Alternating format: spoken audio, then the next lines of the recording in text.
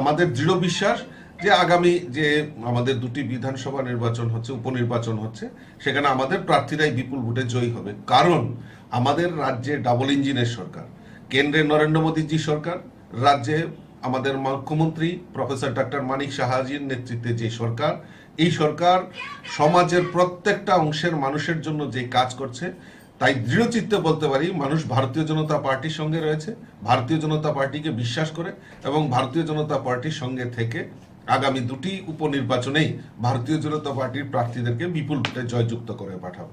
অন্য কোনো দলের সাথে কি কথাবার্তা হচ্ছে? না, দেখুন, আমরা তো সিদ্ধান্ত, একক সিদ্ধান্ত, আমরা অলরেডি প্রার্থী ঘোষণা হচ্ছি। আর আমাদের জোট রয়েছে, আমাদের আইপিএফটির সভাপতিকেও আমি কথা হয়েছে, আমাদের আইপিএফটির মন্ত্রীও আছেন শুক্লাচরণ নোয়াতিয়া, উনিও আজকে একটা বুথে গিয়ে সেই কর্মসূচিতে অংশগ্রহণ করবেন এবং আমি সভাপতির সঙ্গে কথা বলবো। কালকে নমিনেশন যখন আমরা দিতে যাব তখন ওনারাও যাতে উপস্থিত থাকেন এবং আমার সঙ্গে অলরেডি কথা হয়েছে যে ওনারাও উপস্থিত থাকবেন, আইপিএফটিরাও তারাও থাকবেন। মথান সঙ্গে কি কোনো কথাবার্তা হয়েছে এই বিষয়ে? দেখুন, এটা উপরের বিষয়, এটা মাননীয় মুখ্যমন্ত্রী রয়েছেন, আমাদের নর্থ ইস্টের কোঅর্ডিনেটর রয়েছেন, আমার প্রভারী রয়েছেন, ওনারা কথা বলছেন, ওনারা আলোচনা করছেন। কিন্তু এই মুহূর্তে আমার কাছে যেটা সবচেয়ে বড় জিনিস, যেটা হলো আমরা আমাদের প্রার্থী, দলীয় প্রার্থী ঘোষণা হয়েছে, আমরা দলীয় প্রার্থীর সমর্থনে আমরা অলরেডি সাংগঠনিক কাজ আমরা শুরু করে দিয়েছি। আগামীকালকে কিভাবে নমিনেশন দেওয়া হবে? দেখুন, আগামীকালকে আমরা এখনই আমি আমার অফিস বেয়ারার এবং তাদের সঙ্গে আমি কথা বলছি, মোর্চার প্রতিনিধি তারাও আছেন, মাননীয় মুখ্যমন্ত্রীর সঙ্গে একটু আগে আমার কথা হয়েছে। আমরা আগামীকালকে সুনামুরাতেই দুটি আসনেই সেখানে নমিনেশন আমরা জমা দেব। সেখানে উপস্থিত থাকবেন আমাদের রাজ্যের মুখ্যমন্ত্রী প্রফেসর ডক্টর মানিক সাহাজি, কেন্দ্রীয় মন্ত্রী, এমপি এবং আমাদের রাজ্যের সমস্ত মন্ত্র পরিষদের সদস্য থেকে শুরু করে আমাদের রাজ্যের নেতৃত্ব, মোর্চার নেতৃত্ব, সকলে মিলে আগামীকালকে আমরা নমিনেশন সাবমিশনে আমরা উপস্থিত থাকব। জয় নিয়ে কতটুকু আশাবাদী? আর যেহেতু গতবার যে বিধানসভা হয়েছিল সেখানে বক্সনগরের হারের মুখ দেখতে হয়েছিল, কি মনে করছেন? দেখুন, ধনপুর সিট তো আমরা অলরেডি 2023-এ আমরা সেখানে নির্বাচিত হয়েছিল আমাদের প্রার্থী প্রতিমা ভূমি। তো ধনপুরের স্থিতি আমাদের সব ঠিক রয়েছে এবং বক্সনগরেও আমরা 2018 এবং 2019-এ, 2018-তে বিধানসভা নির্বাচন, 2019-এ আমাদের যেই লোকসভা নির্বাচন এবং পরবর্তীতে 2023-এ আমাদের সেখানে যে ভোট রয়েছে মাত্র অল্প মার্জিনে সেখানে আমরা পরাজিত হয়েছি। এইবার আমার দৃঢ় বিশ্বাস যে মানুষ তৈরি হয়ে গেছে, বক্সনগরের মানুষও তৈরি হয়ে গেছে যে এই রাজ্যের শুধু বিকল্প সরকার যদি দিতে পারে এবং স্বচ্ছ যদি সরকার দিতে পারে একমাত্র ভারতীয় জনতা পার্টি। কাজে আমার কার্যকর্তারাও তৈরি হয়ে গেছে, বুথে বুথে আমার সংগঠন তৈরি হয়ে গেছে, নির্মাণ হয়ে গেছে। আজকে টোটাল আমরা 110টা বুথে, ধনপুরে আমাদের 59টি বুথ এবং আমাদের বক্সনগরে 51টি বুথ রয়েছে। এই টোটাল 110টা বুথে আমরা একযোগে আজকে বিকাল 3টা থেকে আমাদের সেখানে বিধায়ক, বিধায়িকা, মিনিস্টার, আমাদের রাজ্য নেতৃত্ব, মোর্চা নেতৃত্ব সকলে মিলে একযোগে আমরা সমস্ত 110টা বুথে থেকে আমাদের কর্মসূচি এবং এই নির্বাচনকে সামনে রেখে প্রচার অভিযান আমরা শুরুয়াত করতে যাচ্ছি। প্রচারে কি কেন্দ্রীয় নেতৃত্ব আসছে? কেন্দ্রীয় নেতৃত্ব আমাদের মাননীয় সম্বিত পাত্রাজি, যিনি আমাদের নর্থ ইস্টের কোঅর্ডিনেটর, এবং আমাদের প্রভারী মহেশ শর্মাজির সঙ্গে আমার কথা হয়েছে, ওনারা আসবেন। ডাক্তার ওনারে ভাই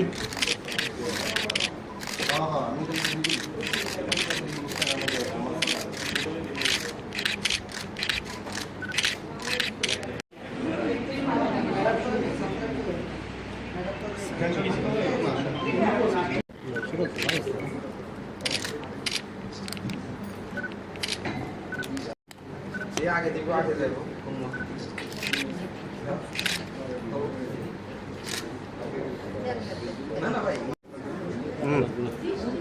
এত সামনে না।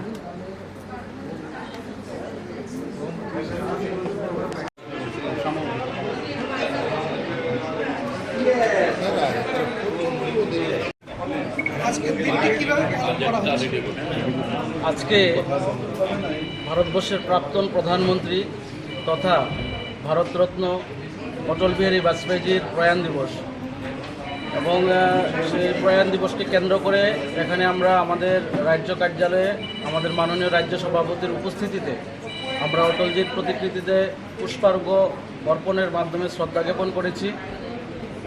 সারা ত্রিপুরা রাজ্যের প্রত্যেকটা বুথে বুথে আজকে আমাদের এই কার্যক্রম অনুষ্ঠিত হচ্ছে। যে অটল বিহারী বাজপেয়ীজি ভারতবর্ষের কোটি কোটি ভারতীয় জনতা পার্টির কর্মীদের প্রেরণার স্রোত, কোনো এক সময় সারা বিশ্বকে যিনি নেতৃত্ব দিয়েছিলেন, তিনবার প্রধানমন্ত্রী হয়েছেন। প্রথম 13 দিনের প্রধানমন্ত্রী, তারপর 13 মাসের প্রধানমন্ত্রী, তারপর পূর্ণকালীন প্রধানমন্ত্রী উনি হয়েছেন এবং ভারতবর্ষকে একটি সঠিক দিশা দেখিয়েছিলেন এবং অর্থনৈতিকভাবে, সামাজিকভাবে সমস্ত দিক থেকে ভারতবর্ষের আর্থিক বুনিয়াদকে সশক্তিকরণের ক্ষেত্রে অটল বিহারী বাজপেয়ীজির একটা অভূতপূর্ব অবদান ছিল। এবং সেই অটল বিহারী বাজপেয়ীজির দীর্ঘ রাজনৈতিক জীবনে উনি অনেক দায়িত্ব পালন করেছেন, ভারতীয় জনতা পার্টির সভাপতি থেকে শুরু করে। এবং 1980 সালে যখন ভারতীয় জনতা পার্টির নতুন দল হিসেবে ভারতীয় জনসংঘ থেকে ভারতীয় জনতা পার্টি প্রতিষ্ঠিত হয়েছিল, প্রথম যিনি সভাপতি হয়েছিলেন ভারতীয় জনতা পার্টির, উনি অটল বিহারী বাজপেয়ীজি। উনি 1977 সালে যে জনতা সরকার গঠিত হয়েছিল, সেই জনতা সরকারেরও উনি বিদেশমন্ত্রী ছিলেন। এরকম জনসংঘ থেকে শুরু করে উনি ভারতীয় জনতা পার্টিকে ধীরে ধীরে জনসংঘ থেকে ভারতীয় জনতা পার্টি, তারপর ভারতীয় জনতা পার্টির ডেভেলপমেন্টের প্রত্যেকটা ক্ষেত্রে উনি ব্যাপক অবদান রেখে গেছেন। এবং ওনার স্মৃতি আমরা আমাদের ভারতীয় জনতা পার্টির কর্মীরা হৃদয়ে আমরা রাখি এবং ওনার আদর্শকে পথেয় করে সমস্ত ভারতীয় জনতা পার্টির কর্মীরা ভারতীয় জনতা পার্টিতে কাজ করছেন। ডাক্তার ওনারে ভাই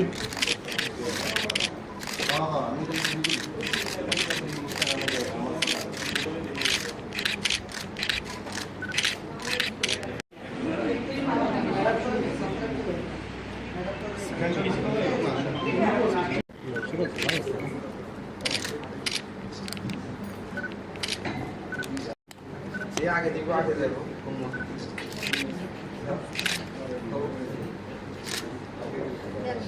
না না ভাই এত সামনে না।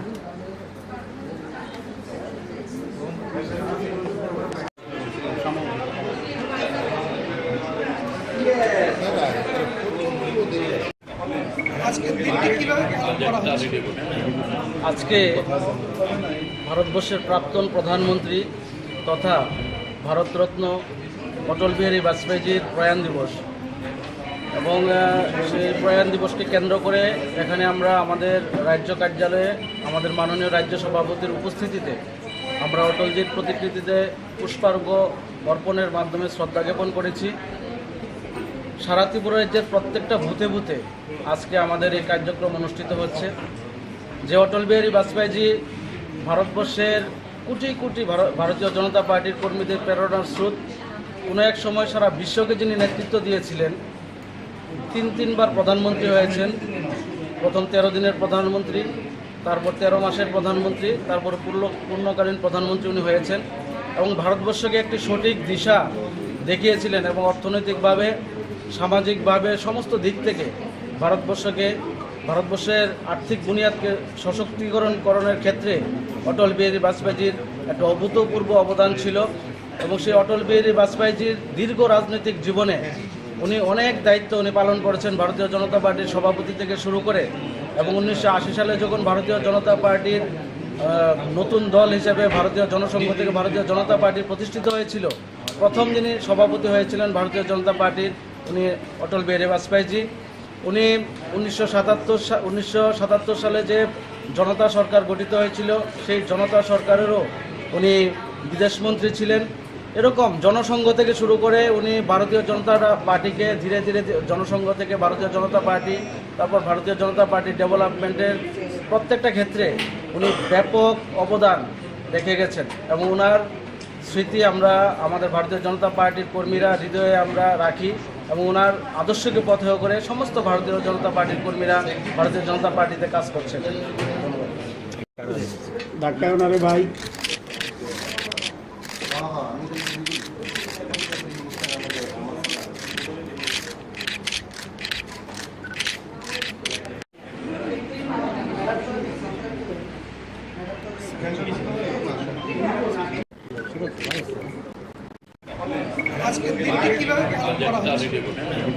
আজকে ভারতবর্ষের প্রাক্তন প্রধানমন্ত্রী তথা ভারতরত্ন অটল বিহারী বাজপেয়ীজির প্রথম থেকে দেখছি যেদিন খেলাটা মাঠে তাহলে আপনারা কি করেন, খেলাটা কি খেলা হচ্ছে না না একটা রাজনৈতিক সময় খেলা হচ্ছে?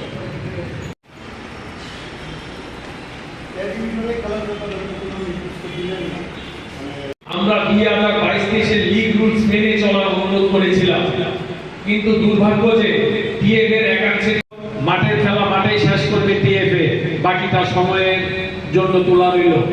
এবারও আমার প্রথম থেকে দেখছি যেদিন খেলাটা মাঠে গন্ডগোল হলো সেদিন থেকে লক্ষ্য করেছি, আপনারা তো বহু পুরানো সাংবাদিক এখানে আছেন, যারা সিনিয়র আছে তারা জানবেন এমন ঘটনা টিএফ এ আর কোনোদিন হয়েছে কিনা। এটা আমাদের কাছে যতটুকু খবর আছে, টিএফ এর একটা চক্র যেটা এই ব্যাপারটাকে লিগসাব কমিটি শেষকরণের কথা আইনে বলে 3 কোটি দিতে লাগে, 500 টাকা দিয়ে প্রটেস্ট করতে লাগে। ওয়ারেস জুয়েলস 3 কোটি দেয়নি এবং লিগসাব কমিটি অপোজিট টিমকে 1 কোটি দিতে লাগে। অদ্যবধি আমাদের কোনো টিমকে কোনো মানে কোটি দেয়নি, প্রটেস্টের কোটি। কি প্রটেস্ট হয়েছে সেটা আমরা কিন্তু সেদিন জানতে পারিনি। যাই হোক, এটা লিগসাব কমিটি শেষকরণের কথা, কিন্তু লিগসাব কমিটি এটা গভর্নিং বডিতে পাঠিয়েছে। সেটা একটা নজিরবিহীন ঘটনা। তো সেই জিনিসটার জন্য আমাদের এখানে একটা সন্দেহ হয়েছে যে এটার মধ্যে একটা চক্র আছে যেটা নাকি এই জিনিসটাকে ঘোলাটে করেছে বা করার চেষ্টা করছে এখনো।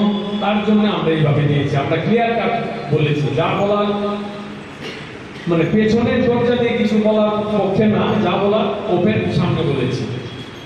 আমরা মনে করি এখন রাজনৈতিক দলের না, এগিয়ে জনসংঘ কোনো রাজনৈতিক দলের পক্ষে বা বিপক্ষে নয়। এগিয়ে জনসংঘ স্টেজ ফরওয়ার্ড চলে বা তারা আছে কিনা এটা আমরা জানি না। আমরা এই ব্যাপারে আমাদের নজরে নেই।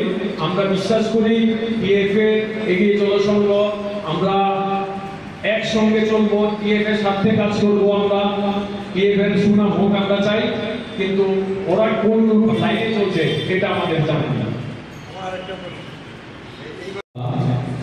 প্রথম থেকে দেখছি যেদিন খেলাটা মাঠে গন্ডগোল হলো সেদিন থেকে লক্ষ্য করেছি, আপনারা তো বহু পুরানো সাংবাদিক এখানে আছেন, যারা সিনিয়র আছে তারা জানবেন এমন ঘটনা টিএফ এ আর কোনোদিন হয়েছে কিনা। এটা আমাদের কাছে যতটুকু খবর আছে, টিএফ এর একটা চক্র যেটা এই ব্যাপারটাকে লিগসাব কমিটি শেষকরণের কথা আইনে বলে 3 কোটি দিতে লাগে, 500 টাকা দিয়ে প্রটেস্ট করতে লাগে। ওয়ারেস জুয়েলস 3 কোটি দেয়নি এবং লিগসাব কমিটি অপোজিট টিমকে 1 কোটি দিতে লাগে। অদ্যবধি আমাদের কোনো টিমকে কোনো মানে কোটি দেয়নি, প্রটেস্টের কোটি। কি প্রটেস্ট হয়েছে সেটা আমরা কিন্তু সেদিন জানতে পারিনি। যাই হোক, এটা লিগসাব কমিটি শেষকরণের কথা, কিন্তু লিগসাব কমিটি এটা গভর্নিং বডিতে পাঠিয়েছে। সেটা একটা নজিরবিহীন ঘটনা। তো সেই জিনিসটার জন্য আমাদের এখানে একটা সন্দেহ হয়েছে যে এটার মধ্যে একটা চক্র আছে যেটা নাকি এই জিনিসটাকে ঘোলাটে করেছে বা করার চেষ্টা করছে এখনো। তার জন্য আমরা এইভাবে দিয়েছি, আমরা ক্লিয়ার কাট বলেছি। যা বলার মানে পেছনের দরজা দিয়ে কিছু বলার পক্ষে না, যা বলার ওপেন সামনে বলেছি। আমরা মনে করি এখন রাজনৈতিক দলের না, এগিয়ে জনসংঘ কোনো রাজনৈতিক দলের পক্ষে বা বিপক্ষে নয়। এগিয়ে জনসংঘ স্টেজ ফরওয়ার্ড চলে বা তারা আছে কিনা এটা আমরা জানি না। আমরা এই ব্যাপারে আমাদের নজরে নেই। আমরা বিশ্বাস করি টিএফ এ এগিয়ে জনসংঘ আমরা একসঙ্গে চলবো, টিএফ এর সাথে কাজ করবো। আমরা টিএফ এর সুনাম হোক আমরা চাই, কিন্তু ওরা কোন লাইনে চলছে এটা আমাদের জানা না। চাই, কিন্তু টিএফ এর একটা অংশ আমাদের সঙ্গে যেভাবে বৈরিতার মনোভাব নিয়ে চলছে তার পুরা বিরোধী আমরা। কারণ এগিয়ে জনসংঘ শুধু ফুটবল সদস্য না, এগিয়ে চলো ফুটবলের উপর নির্ভর না, এগিয়ে চলো রাজ্যের ফুটবল প্রেমীদের স্বার্থে ভালো ফুটবল করার লক্ষ্যে কাজ করে, খেলাধুলার স্বার্থে কাজ করে। শুধু ফুটবল না, ক্রিকেট থেকে আরম্ভ করে প্রত্যেক খেলাতেই আমরা অংশগ্রহণ করি, সবকিছুতেই আছি। কিন্তু টিএফ এর যে মানসিকতা নিয়ে চলছে, টিএফ এ যে অবৈধ কাজগুলি করছে সেই ব্যাপারে আমরা ওনাকে সতর্ক করেছি, বোঝানোর চেষ্টা করেছি, কিন্তু ওনাদের থেকে আমরা সেই যেটা সম্মানজনক কোনো উত্তর আমরা পাইনি। আমরা টিএফএ লিগ রুলস মেনে খেলা করেছি। একটা মেমোরেন্ডাম দিয়েছে, আপনাদেরকে দেবো, এটা দেখুন, এটা 9/5/2022 টিএফএ নির্দেশ দিয়েছে এই রুলস রেগুলেশন মেনে খেলা হবে 2022-23-এ।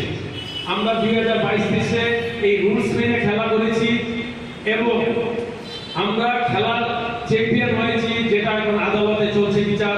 চলুন, সেটার ব্যাপারে আমাদের কোনো বক্তব্য নেই, কিন্তু TFA after 5 month governing body meeting করে জানালো যে এবার কোনো টিম নামবে না এ ডিভিশন থেকে বি ডিভিশনে, কিন্তু লিগ রুলসে স্পষ্ট লেখা আছে টিএফএ থেকে বি ডিভিশনে কোন টিমটা নামবে, এটা পুরো ইন্ডিকেট করা আছে। আপনাদের আমরা প্রত্যেক একটা কপি দেব, দেখুন এখানে 9 বি, এখানে স্পষ্ট লেখা আছে যে একটা টিম নিচে নামবে। সেই অবৈধ কাজটা যাতে না করে আমরা আপনাদের অনুরোধ করেছি। ফুটবলের সাথে মাঝপথে যদি কেউ একটা আইনি মোকদ্দমায় একটা জড়িয়ে যায় টিএফএ, তাহলে আমাদের ক্ষতি হবে, শুধু আমাদের না, প্রত্যেকটি ক্লাব বা সঙ্গের ক্ষতি হবে। আমাদের বক্তব্যটা শুধু এগিয়ে চলো সঙ্গের না, আমাদের এই বক্তব্যটা কিন্তু প্রত্যেকটা ক্লাবের পক্ষে আমরা বলছি যে দেখুন, প্রত্যেকটা ক্লাবের কিন্তু এই দাবিটা কেউ হয়তো প্রকাশ্যে বলছে না, আমরা প্রকাশ্যে বলছি যে না, এই অবৈধ কাজটা থেকে আপনারা বিরত থাকুন। আপনাদের কাছে আমাদের অনুরোধ, আমাদের অন্য কোনো কিছু না, আইনি ঝামেলা যেটা চ্যাম্পিয়ন হওয়ার, এটা কোর্ট একটা কোর্ট ব্যবস্থা করবে, সেই ব্যাপারে আমাদের কিছু নাই। যদিও এটার জন্য আপনারাই দায়ী, আপনারা সুযোগ করে দিয়েছেন একটা ক্লাবকে যাওয়ার জন্য। আরেকটা ব্যাপার হলো টিএফএ গভর্নিং বডির নাম এক্সিকিউটিভ কমিটির মেম্বার, সে টিএফএ এর এগেইনস্টে গভর্নিং বডির এগেইনস্টে কেস করলো একটা সিদ্ধান্তের বিরুদ্ধে। আরেকটা সিদ্ধান্ত যেটা গভর্নিং বডি নিল, অবৈধ সিদ্ধান্ত, যে টিএফএ এবার কোনো টিম নেবে না, সেইটার ব্যাপারে একটা শব্দ নেই। সেই ব্যাপারে এই বিচারিতার ব্যাপারে আমরা বহু দুঃখিত যে আইনের বিরুদ্ধে আমরা না, আমরা আইনের পক্ষে। আমরা চাই টিএফএ সেই ভুল সংশোধন করে পুনরায় তার আগের স্থানে, যেটা আমাকে দিয়েছে 2022-23-এ যে লিগ রুলস দিয়েছেন মাননীয় সম্পাদক ত্রিপুরা ফুটবল অ্যাসোসিয়েশন, সেটা ফলো করুক। এটা যদি ডিনাই করে ভবিষ্যতে আমরা আতঙ্কিত থাকবো। 23-24 ওনারা আবার করতে পারে 5 মাস 6 মাস পরে, এটার কোনো সিকিউরিটি বা গ্যারান্টি নেই। আমরা টিএফএর আন্ডারে একটা প্রতিনিধি এগিয়ে চলো সংঘ এফিলিয়েটেড টিম, আমরা চাই এগিয়ে চলো সংঘ রেজিস্টার্ড ক্লাব, আমরা চাই টিএফএ আইন মেনে চলো এবং ফুটবলের সাথে আমরা কাজ করব। আপনাদের যদি কারো কোনো প্রশ্ন থাকে আপনারা করতে পারেন, যদি আপনাদের কিছু জানার থাকে আপনারা কাইন্ডলি বলবেন। আপনাদের আমরা একটা মাউথপিস দিচ্ছি। সাংবাদিক সম্মানের উপস্থিত সাংবাদিক বন্ধুদের ধন্যবাদ জানাই। অল্প সময়ের মধ্যে আমাদের তাহলে আপনারা কি করার, খেলাটা কি খেলা হচ্ছে না, না একটা রাজনৈতিক সময় খেলা হচ্ছে?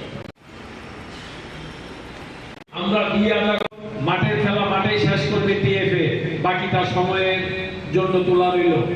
এবারও আমার প্রথম থেকে দেখছি, যেদিন খেলাটা মাঠে গন্ডগোল হলো সেদিন থেকে লক্ষ্য করেছি, আপনারা তো বহু পুরানো সাংবাদিক এখানে আছেন, যারা সিনিয়র আছেন তারা জানবেন এমন ঘটনা টিএফএতে আর কোনোদিন হয়েছে কিনা। এটা আমাদের কাছে যতটুকু খবর আছে, টিএফএর একটা চক্র যেটা এই ব্যাপারটাকে লিক্সাপ কমিটি শেষ করণের কথা আইনে বলে 3 কোটি দিতে লাগে, 500 টাকা দিয়ে প্রটেস্ট করতে লাগে। ওয়েনেস জুয়েলস 3 কোটি দেয়নি এবং লিক্সাপ কমিটি অপোজিট টিমকে একটা কোটি দিতে লাগে। অদ্যবধি আমাদের কোনো টিমকে কোনো কোটি দেয়নি, প্রটেস্টের কোটি। কি প্রটেস্ট হয়েছে সেটাও আমরা কিন্তু সেদিন জানতে পারিনি। যাই হোক, এটা লিক্সাপ কমিটি শেষ করণের কথা, কিন্তু লিক্সাপ কমিটি এটা গভর্নিং বডিতে পাঠিয়েছে, সেটা একটা নজিরবিহীন ঘটনা। তো সেই জিনিসটার জন্য আমাদের এখানে একটা সন্দেহ হয়েছে যে এটার মধ্যে একটা চক্র আছে, যেটা নাকি এই জিনিসটাকে ঘোলাটে করেছে বা করার চেষ্টা করছে এখনো। তার জন্য আমরা এইভাবে নিয়েছি। আমরা ক্লিয়ার কাট বলেছি, যা বলার পেছনের দরজা দিয়ে কিছু বলার পক্ষে না, যা বলার ওপেন সামনে বলেছি। আমরা মনে করি এখন না, এগিয়ে জনসংঘ কোনো রাজনৈতিক দলের পক্ষে বা বিপক্ষে নয়। এগিয়ে জনসংঘ স্টেজ ফরওয়ার্ড চলে বা তারা আছে কিনা এটা আমরা জানি না। আমরা এই ব্যাপারে আমাদের নজরে নেই। আমরা বিশ্বাস করি টিএফএ এগিয়ে চলো সংঘ, আমরা একসঙ্গে চলবো, টিএফ এর সাথে কাজ করবো। আমরা টিএফ এর সুনাম হোক আমরা চাই, কিন্তু ওরা কোন লাইনে চলছে এটা আমাদের জানা নেই।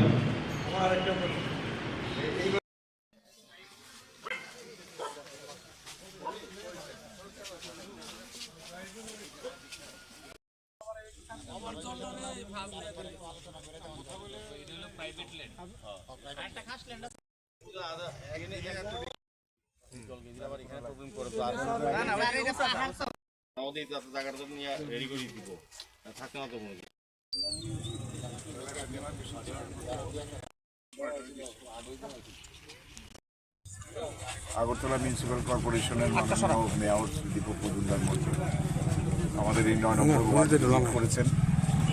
এটা আসলে দীর্ঘদিন ধরে অবহেলিত এবং পরিকল্পনাবিহীনভাবে সবচেয়ে বড় সমস্যা। আমি 3 বছর ধরে চেষ্টা করছি সেটা হচ্ছে রেশমবাগান থেকে খয়পুর পর্যন্ত রাস্তার ডান বাম কোনো দিকেই কোনো ড্রেন নেই। এই জল নিকাশি ব্যবস্থা না থাকার ফলে এই সমস্ত সাইডে আরও নতুন বাড়িঘর হয়েছে, অনেকে জমি জমা বিক্রি করে দিয়েছে। আপনারা দেখতেই পাচ্ছেন চারিদিকে বড় বড় বিল্ডিং হয়েছে, যার জন্য জলগুলো বিভিন্ন জায়গায় লকড হয়ে যাচ্ছে, বের হওয়ার রাস্তা নেই। 9 নম্বর পাশে 10 নম্বরেরও কিছু সমস্যা, এগুলো মেয়র সাহেব দেখেছেন। একসঙ্গে তো সব করা যাবে না, এখন প্রায়োরিটি ওয়াইজ ছোট ছোট যেগুলো রাস্তা বা ড্রেন আছে উনি বলছেন সেগুলোর কাজগুলো ধরবেন। কিন্তু আমার আলটিমেট গোল একটাই থাকবে, যা কিছুই করা হোক জলটার ফাইনাল ডেস্টিনেশন কোথায়, কোন দিক দিয়ে আলটিমেটলি এটা বেরোবে। এটা বেরোতে গেলে মেইন ড্রেন করতেই হবে, আর এছাড়া এগুলো এখন প্যাচ রিপেয়ারিং হবে যতটা সম্ভব। তো যাই হোক, এখানে পাহাড় প্রমাণ সমস্যা জমিয়ে গেছে। উনি আমাকে জিজ্ঞেস করছিলেন, দাদা এগুলো ট্যাকেল করে কি করে আপনি এখানে রাজনীতিটা করেন? আমি বললাম মানুষের পাশে সুখ দুঃখে থাকি, তাদের সঙ্গে ওই রাস্তায় কাদা পার হয়ে ড্রেনের পাশে দিয়ে গিয়ে দাঁড়িয়ে দাঁড়িয়ে যতটুকু সহানুভূতি পাওয়া যায়। কিন্তু সমস্যা কিছুতে সমাধান হয়নি তা নয়, আমরা মেয়র সাহেবকে দিয়ে কিছু কিছু রাস্তাঘাট ভালোই করেছি, আমরা একদম পাক্কা সোলিং রুট করেছি এবং আরও কিছু হচ্ছে এখন, এগুলো পাইপলাইনে আছে, এগুলোর এস্টিমেট হয়ে গেছে। আর নতুন জলের এটা কর্পোরেশনের মধ্যে বলি আমরা জলের এটা তো আমরা করেছি, এটাও করে দেওয়া হয়েছে। এইখানে মানুষের পানীয় জলেরও কোনো সমস্যা থাকবে না। মেইন হচ্ছে এই বর্ষার জমা জলটা নিয়ে, সেটার জন্য প্রায়োরিটি ওয়াইজ ওয়ার্ক আমরা ওনার কাছে বলেছি, রিকোয়েস্ট করেছি, উনি আশ্বাস দিয়েছেন তিনি দেখবেন। এই এলাকার মানুষ আগে থেকে খুশি। 2018 নির্বাচনে যখন সরকার পরিবর্তন হয়েছে, মানুষের আস্থা বিশ্বাস এবং প্রত্যাশা বেড়েছে। বিশেষ করে যিনি বর্তমানে বিধায়ক, প্রাক্তন স্পিকার, আমাদের প্রাক্তন মন্ত্রী, রাজ্যের বিশিষ্ট রাজনৈতিক ব্যক্তিত্ব, সকলের প্রিয় আমাদের রতন চক্রবর্তী মহোদয় এখানে নির্বাচিত হওয়া আগেও ছিলেন দায়িত্বে। কাজেই এমনি মানুষের বিশ্বাস বেড়েছে, খুশিও হয়েছেন। আর সার্বিকভাবে আজকে আগরতলা পৌর নিগমের বিভিন্ন ওয়ার্ড আমি পরিদর্শন করি আমাদের সমস্ত আধিকারিকদের নিয়ে, এবং কর্পোরেটরের সঙ্গে থাকেন আমাদের উত্তমবাবু আমাকে বলেছেন, বিশেষ করে মাননীয় বিধায়ক যিনি, উনি আমার মানে বলবো বহুদিনের সম্মানের জায়গায় উনি থাকেন। ওনার চিন্তা দিশাতে আমি রাজনীতি বলুন আর সমাজ সবটাই করি। তা উনিও বলেছেন ওনার এলাকার কিছু কিছু সমস্যা, বিশেষ করে সামান্য বৃষ্টিতেই দীর্ঘ 25 বছর যারা রাজত্ব করেছেন বা এই এলাকার লোককে যারা ঠকিয়েছেন, আমি বলবো সেইভাবেই যে তাদের বিশ্বাসকে নিয়ে তারা কাজ করেননি। আজকে যখন এই ওয়ার্ডে 9 নম্বর উত্তমবাবুর ওয়ার্ডে আমি যখন ঘুরলাম আমার মাননীয় বিধায়ক সহ, দেখলাম প্রতি জায়গাতেই কিন্তু সমস্যা প্রচুর। 25 বছর প্রভৃতিবাবুরা কী করেছেন? টাকা লুটেছেন। পরিষ্কার সব আমাদের সরকার আসার পর আমাদের বিজেপি নীতি সরকার সারা রাজ্যের সহিত শহরের কিন্তু আমরা কাজ করা শুরু করেছি। মাননীয় বিধায়ক ওনার বিধায়ক তহবিল থেকে বা বিভিন্ন দপ্তর থেকে, শুধু আগরতলা পৌর নিগম নয়, স্মার্ট সিটি, তারপর আবার নগরায়ণ দপ্তর, পূর্ত দপ্তর, সমস্ত দপ্তর থেকে উনি ফান্ড এনে এই এলাকার উন্নয়নের সার্বিক চেষ্টা করছেন। কিন্তু এত বড় সমস্যা, সেগুলি সময় দিতে হবে। আমাদের কর্পোরেশন আমরা দায়িত্ব পেয়েছি মাত্র 1.5 বছর, আমাদের সরকার হয়েছে তো 5 বছর 5 মাস, এর মধ্যে 2 বছর কোভিড ছিল। তারপরে আমাদের সরকার কাজ করেছে, মাননীয় বিধায়ক কাজ করেছেন। আমাদের উপর আস্থা রাখতে হবে, আমাদেরকে যেহেতু সুযোগ দিয়েছেন সময়টা দেখতে হবে। আমাদের 1.5 বছর পুরনো উত্তমবাবুর 1.5 বছর, ওনাদের 5 বছর, আর আগের 30 বছর টানা কাজে সেই সঙ্গে আমাদের শুধু স্বচ্ছ দুর্নীতিমুক্ত দেখে আমাদের অল্প টাকাতে বেশি কাজ করা যাচ্ছে, কারণ যার জন্য যে স্কিমের জন্য যে টাকাগুলি বরাদ্দ করা সেগুলি প্রকৃততে ওই বিষয়ে কাজ করা হয়। এখানে দুর্নীতি নেই, স্বচ্ছ প্রশাসন, সেই কারণে কাজগুলি অল্প সময়ে করা হয়েছে এবং দেখা যাচ্ছে। এবং এখানে ওয়াটার লগিং যেটা, এটা দীর্ঘদিনের সমস্যা।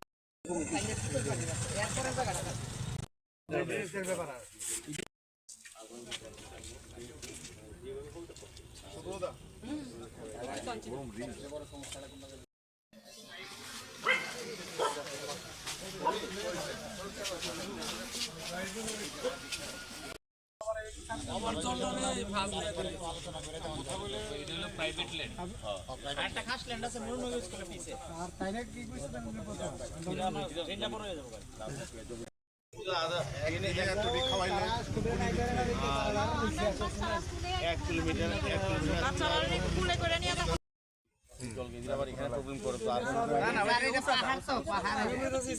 মিশন স্কুলের যেটা কইতেছি আমরা স্কুলটার সামনেটা এটা একটু দেন স্যার আমাদের এত জায়গাটা তো নিয়ে রেডি করি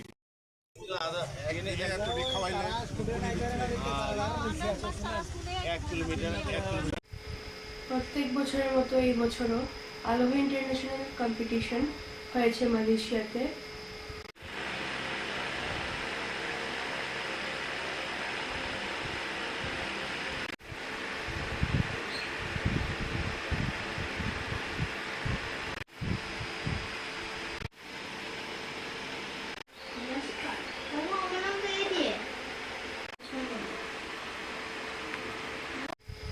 প্রত্যেক বছরের মতো এই বছরও আলোভা ইন্টারন্যাশনাল কম্পিটিশন হয়েছে মালয়েশিয়াতে। এই বছরও 42টা কান্ট্রি থেকে পার্টিসিপেট করেছে। আর এর মধ্যে আমাদের ভারত থেকে 34 জন গেছে, আর আমাদের ত্রিপুরা থেকে 10 জন। এর মধ্যে আমি আর আমার ভাই 3 মিনিট অঙ্ক করে ফার্স্ট রানার আপ হয়েছে, আর আমি 3 মিনিট অঙ্ক করে গ্র্যান্ড চ্যাম্পিয়ন হয়েছি। আশা করি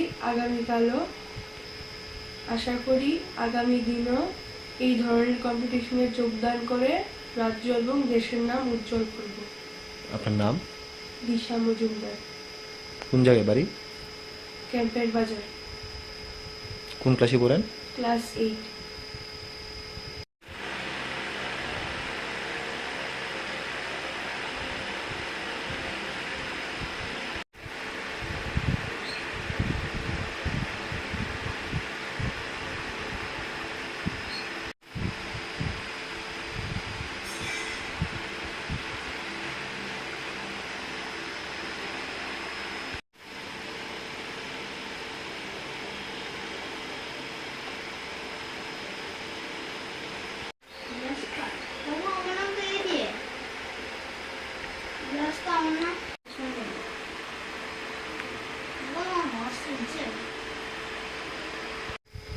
প্রত্যেক বছরের মতো এই বছরও আলোভা ইন্টারন্যাশনাল কম্পিটিশন হয়েছে মালয়েশিয়াতে।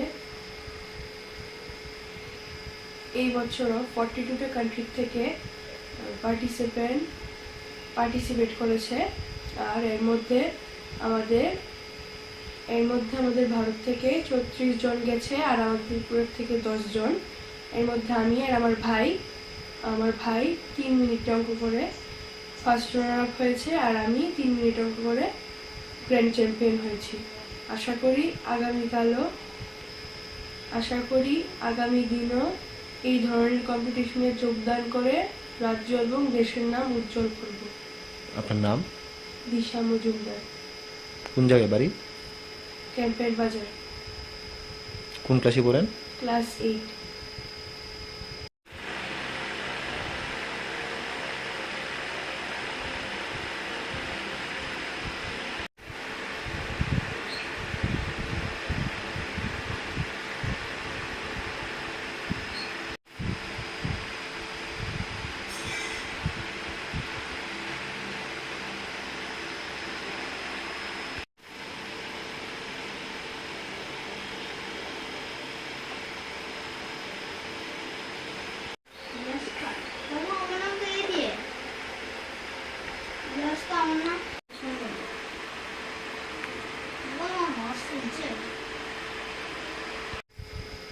প্রত্যেক বছরের মতো এই বছরও আলোহা ইন্টারন্যাশনাল কম্পিটিশন হয়েছে মালয়েশিয়াতে।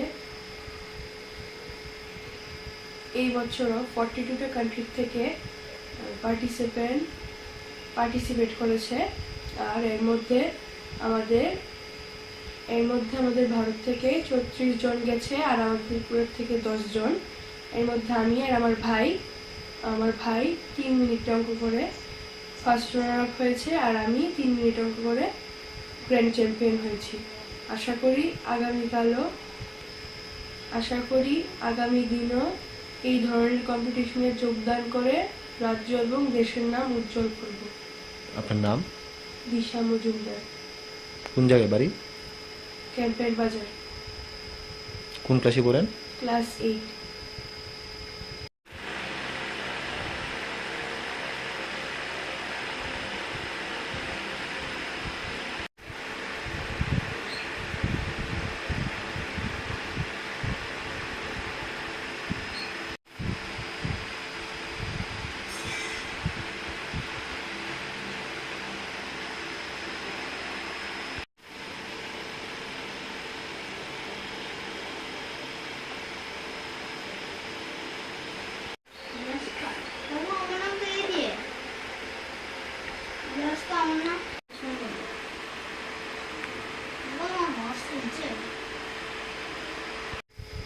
প্রত্যেক বছরের মতো এই বছরও আলোহা ইন্টারন্যাশনাল কম্পিটিশন হয়েছে মালয়েশিয়াতে।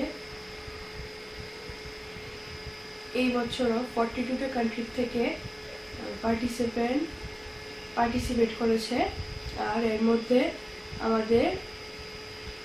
আমাদের ভারত থেকে 34 জন গেছে, আর আমাদের ত্রিপুরা থেকে 10 জন।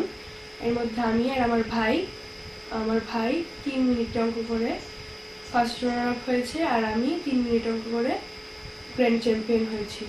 আশা করি আগামী দিনও এই ধরনের কম্পিটিশনে যোগদান করে রাজ্য এবং দেশের নাম উজ্জ্বল করব। আপনার নাম? দিশা মজুমদার। কোন জায়গায় বাড়ি? ক্যাম্পের বাজার। কোন ক্লাসে পড়েন? ক্লাস 8।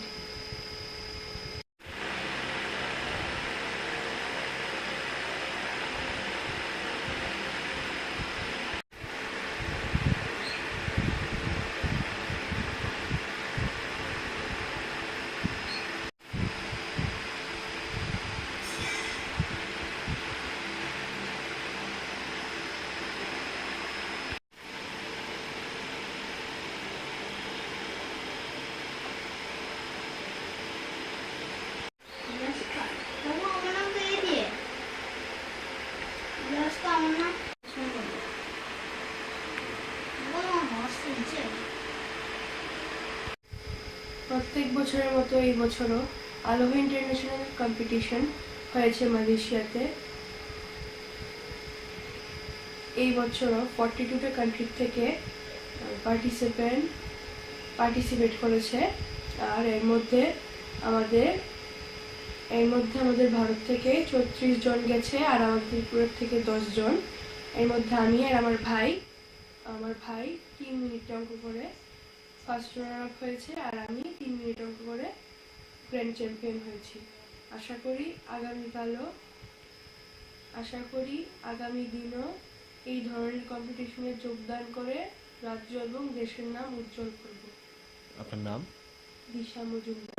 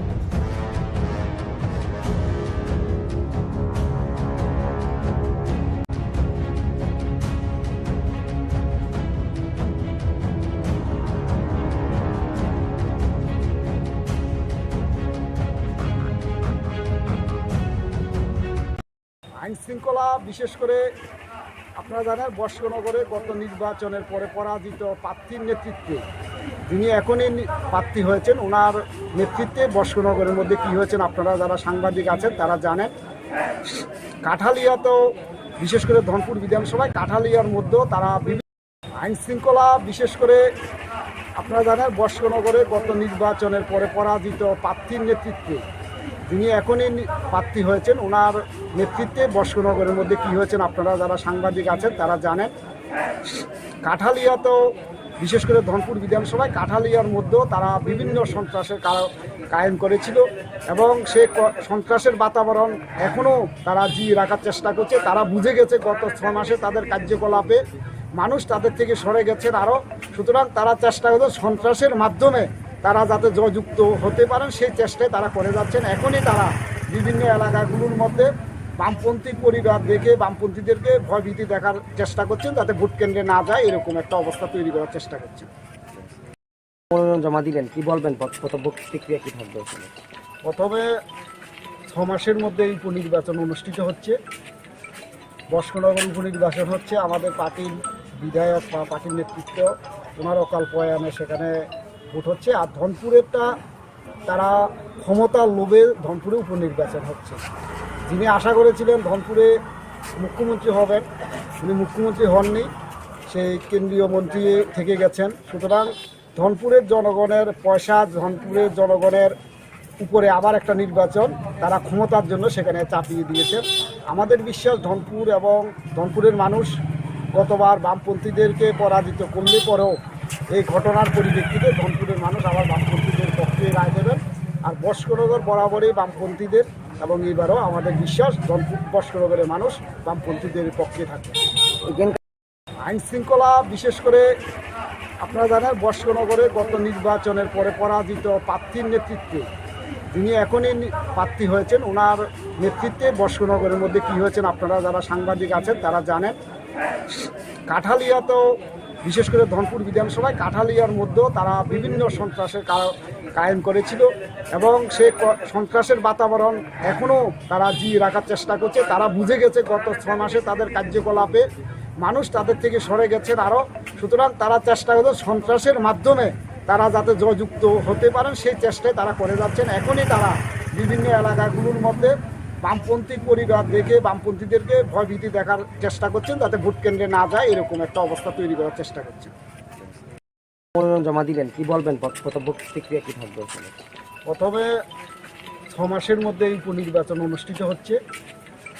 বস্কনগর উপনির্বাচন হচ্ছে আমাদের পার্টির বিধায়ক বা পার্টির নেতৃত্ব ওনার অকাল প্রয়াণে সেখানে ভোট হচ্ছে। আর ধনপুরেরটা তারা ক্ষমতার লোভে ধনপুরে উপনির্বাচন হচ্ছে। যিনি আশা করেছিলেন ধনপুরে মুখ্যমন্ত্রী হবেন উনি মুখ্যমন্ত্রী হননি, সেই কেন্দ্রীয় মন্ত্রী থেকে গেছেন। সুতরাং ধনপুরের জনগণের পয়সা, ধনপুরের জনগণের উপরে আবার একটা নির্বাচন তারা ক্ষমতার জন্য সেখানে চাপিয়ে দিয়েছেন। আমাদের বিশ্বাস ধনপুর এবং ধনপুরের মানুষ গতবার বামপন্থীদেরকে পরাজিত করলে পরেও এই ঘটনার পরিপ্রেক্ষিতে ধনপুরের মানুষ আবার বামপন্থীদের পক্ষে রায় দেবেন। আর বস্কনগর বরাবরই বামপন্থীদের এবং এবারও আমাদের বিশ্বাস বস্কনগরের মানুষ বামপন্থীদের পক্ষে থাকবে। আইন শৃঙ্খলা বিশেষ করে আপনারা জানেন বস্কনগরে গত নির্বাচনের পরে পরাজিত প্রার্থীর নেতৃত্বে যিনি এখনই প্রার্থী হয়েছেন ওনার নেতৃত্বে বস্কনগরের মধ্যে কি হয়েছেন আপনারা যারা সাংবাদিক আছেন তারা জানেন। দেখুন, আমরা সবাই অবগত রয়েছি যে আগামী 5ই সেপ্টেম্বর আমাদের এই ত্রিপুরা রাজ্যে 20 বক্সনগর এবং 23 ধনপুর কেন্দ্রে আমাদের 2টি কেন্দ্রেই উপনির্বাচন সংগঠিত হবে।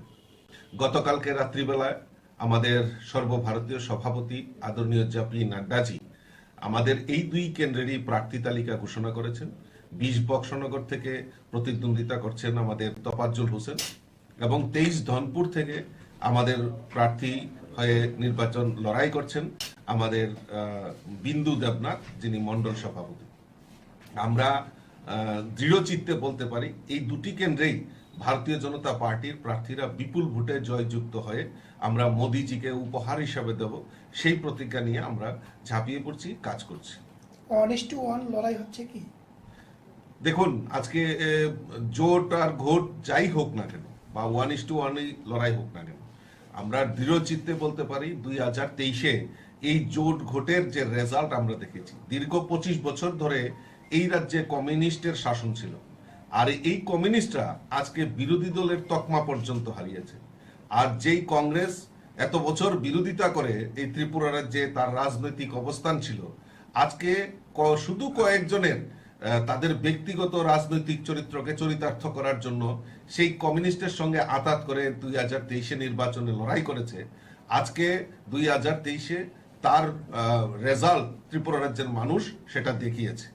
তো এই কারণে জোট ভোট যাই হোক বা 1:1 লড়াই হোক না কেন, আমাদের দৃঢ় বিশ্বাস যে আগামী যে আমাদের দুটি বিধানসভা নির্বাচন হচ্ছে, উপনির্বাচন হচ্ছে, সেখানে আমাদের প্রার্থীরাই বিপুল ভোটে জয়ী হবে। কারণ আমাদের রাজ্যে ডাবল ইঞ্জিনের সরকার, কেন্দ্রে নরেন্দ্র মোদীজি সরকার, রাজ্যে আমাদের মুখ্যমন্ত্রী প্রফেসর ডক্টর মানিক সাহাজির নেতৃত্বে যে সরকার, এই সরকার সমাজের প্রত্যেকটা অংশের মানুষের জন্য যে কাজ করছে, তাই দৃঢ়চিত্তে বলতে পারি মানুষ ভারতীয় জনতা পার্টির সঙ্গে রয়েছে, ভারতীয় জনতা পার্টিকে বিশ্বাস করে এবং ভারতীয় জনতা পার্টির সঙ্গে থেকে আগামী দুটি উপনির্বাচনেই ভারতীয় জনতা পার্টির প্রার্থীদেরকে বিপুল ভোটে জয়যুক্ত করে পাঠাবো। অন্য কোনো দলের সাথে কি কথাবার্তা হচ্ছে? না, দেখুন, আমরা তো সিদ্ধান্ত একক সিদ্ধান্ত, আমরা অলরেডি প্রার্থী ঘোষণা হচ্ছি। আর আমাদের জোট রয়েছে, আমাদের আইপিএফটির সভাপতিকেও আমি কথা হয়েছে, আমাদের আইপিএফটির মন্ত্রীও আছেন শুক্লাচরণ নোয়াতিয়া, উনিও আজকে একটা বুথে গিয়ে সেই কর্মসূচিতে অংশগ্রহণ করবেন এবং আমি সভাপতির সঙ্গে কথা বলবো। কালকে নমিনেশন যখন আমরা দিতে যাব তখন ওনারাও যাতে উপস্থিত থাকেন, এবং আমার সঙ্গে অলরেডি কথা হয়েছে যে ওনারাও উপস্থিত থাকবেন, আইপিএফটিরাও তারাও থাকবে। মথান সঙ্গে কি কোনো কথাবার্তা হয়েছে এই বিষয়ে? দেখুন, এটা উপরের বিষয়, এটা মাননীয় মুখ্যমন্ত্রী রয়েছেন, আমাদের নর্থ ইস্টের কোঅর্ডিনেটর রয়েছেন, আমার প্রভারী রয়েছেন, ওনারা কথা বলছেন, ওনারা আলোচনা করছেন। কিন্তু এই মুহূর্তে আমার কাছে যেটা সবচেয়ে বড় জিনিস, যেটা হলো আমরা আমাদের প্রার্থী, দলীয় প্রার্থী ঘোষণা হয়েছে, আমরা দলীয় প্রার্থীর সমর্থনে আমরা অলরেডি সাংগঠনিক কাজ আমরা শুরু করে দিয়েছি।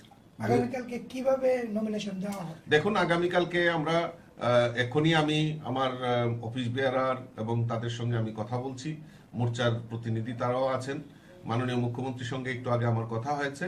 আমরা আগামীকালকে সুনামুরাতেই দুটি আসনেই সেখানে নমিনেশন আমরা জমা দেব। সেখানে উপস্থিত থাকবেন আমাদের রাজ্যের মুখ্যমন্ত্রী প্রফেসর ডক্টর মানিক সাহাজি, কেন্দ্রীয় মন্ত্রী, এমপি এবং আমাদের রাজ্যের সমস্ত মন্ত্র পরিষদের সদস্য থেকে শুরু করে আমাদের রাজ্যের নেতৃত্ব, মোর্চার নেতৃত্ব, সকলে মিলে আগামীকালকে আমরা নমিনেশন সাবমিশনে আমরা উপস্থিত থাকবো। জয় নিয়ে কতটুকু আশাবাদী? আর যেহেতু গতবার যে বিধানসভা হয়েছিল সেখানে বক্সনগরের হারের মুখ দেখতে হয়েছিল, কি মনে করছেন? দেখুন, ধনপুর সিট তো আমরা অলরেডি 2023-এ আমরা সেখানে নির্বাচিত হয়েছিল আমাদের প্রার্থী প্রতিমা ভূমি।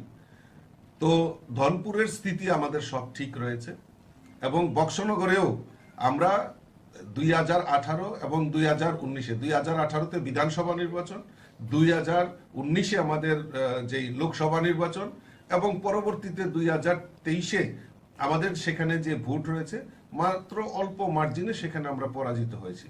এবার আমার দৃঢ় বিশ্বাস যে মানুষ তৈরি হয়ে গেছে, বক্সনগরের মানুষও তৈরি হয়ে গেছে যে এই রাজ্যের শুধু বিকল্প সরকার যদি দিতে পারে এবং স্বচ্ছ যদি সরকার দিতে পারে একমাত্র ভারতীয় জনতা পার্টি। কাজে আমার কার্যকর্তারাও তৈরি হয়ে গেছে, বুথে বুথে আমার সংগঠন তৈরি হয়ে গেছে, নির্মাণ হয়ে গেছে। আজকে টোটাল আমরা 110টা বুথে, ধনপুরে আমাদের 59টি বুথ এবং আমাদের বক্সনগরে 51টি বুথ রয়েছে। এই টোটাল 110টা বুথে আমরা একযোগে আজকে বিকাল 3টা থেকে আমাদের সেখানে বিধায়ক, বিধায়িকা, মিনিস্টার, আমাদের রাজ্য নেতৃত্ব, মোর্চা নেতৃত্ব সকলে মিলে একযোগে আমরা সমস্ত 110টা বুথে থেকে আমাদের কর্মসূচি এবং এই নির্বাচনকে সামনে রেখে প্রচার অভিযান আমরা শুরুয়াত করতে যাচ্ছি। মশলার দায়িত্বে হাম্বাই গ্রুপ, গুণমানে সেরা, রান্নার ভরসা, হাম্বাই গুরু মশলা। সম্পূর্ণ প্রাকৃতিক, অপার গুণ ও উপকারিতায় পরিপূর্ণ হাম্বাই গুরু মশলা। যদি কেমিক্যাল ফ্রি, কালার ফ্রি, প্রকৃত স্বাদের মশলা খেতে চান তবে আপনার রান্নাঘরে চাই হাম্বাই গুরু মশলা। রান্নায় শুধুমাত্র তোমাকেই চাই হাম্বাই গুরু মশলা।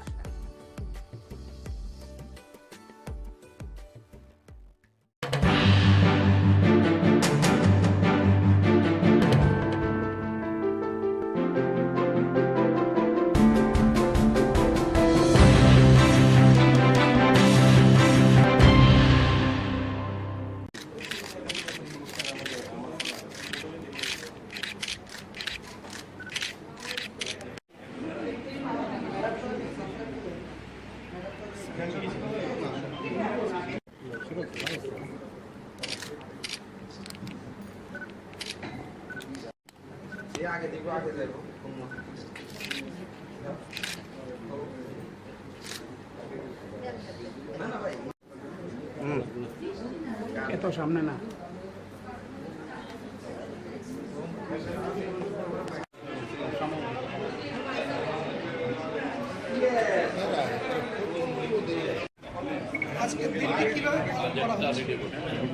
আজকে ভারতবর্ষের প্রাক্তন প্রধানমন্ত্রী তথা ভারতরত্ন অটল বিহারী বাজপেয়ীজির প্রয়াণ দিবস এবং সেই প্রয়াণ দিবসকে কেন্দ্র করে এখানে আমরা আমাদের রাজ্য কার্যালয়ে আমাদের মাননীয় রাজ্য সভাপতির উপস্থিতিতে আমরা অটলজির প্রতিকৃতিতে পুষ্পার্ঘ্য অর্পণের মাধ্যমে শ্রদ্ধা জ্ঞাপন করেছি।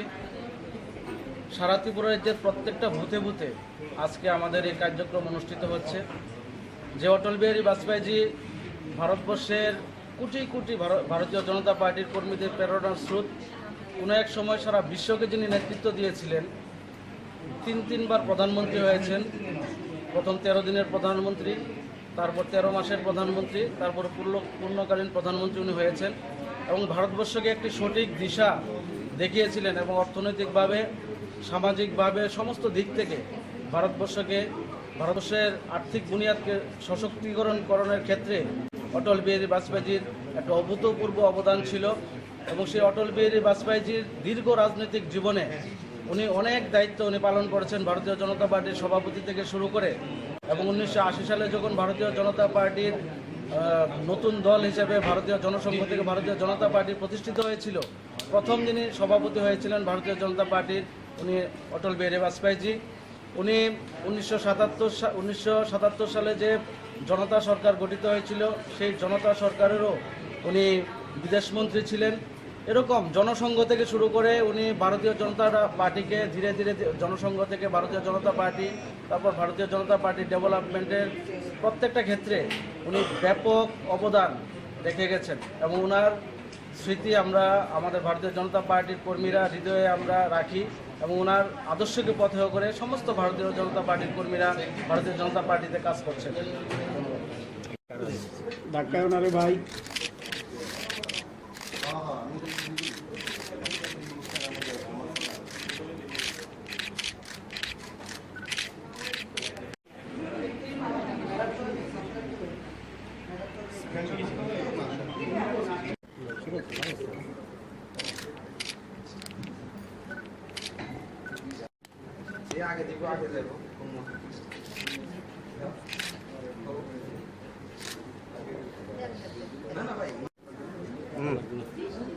এত সামনে না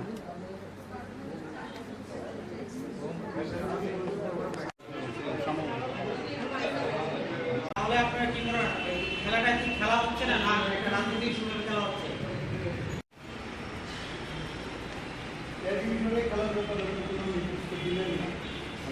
আমরা 2022-23 লিগ রুলস মেনে চলার অনুরোধ করেছিলাম, কিন্তু দুর্ভাগ্য যে টিএফ এর একাংশে মাঠের খেলা মাঠেই শেষ করবে টিএফ এ, বাকিটা সময়ের জন্য তোলা রইল।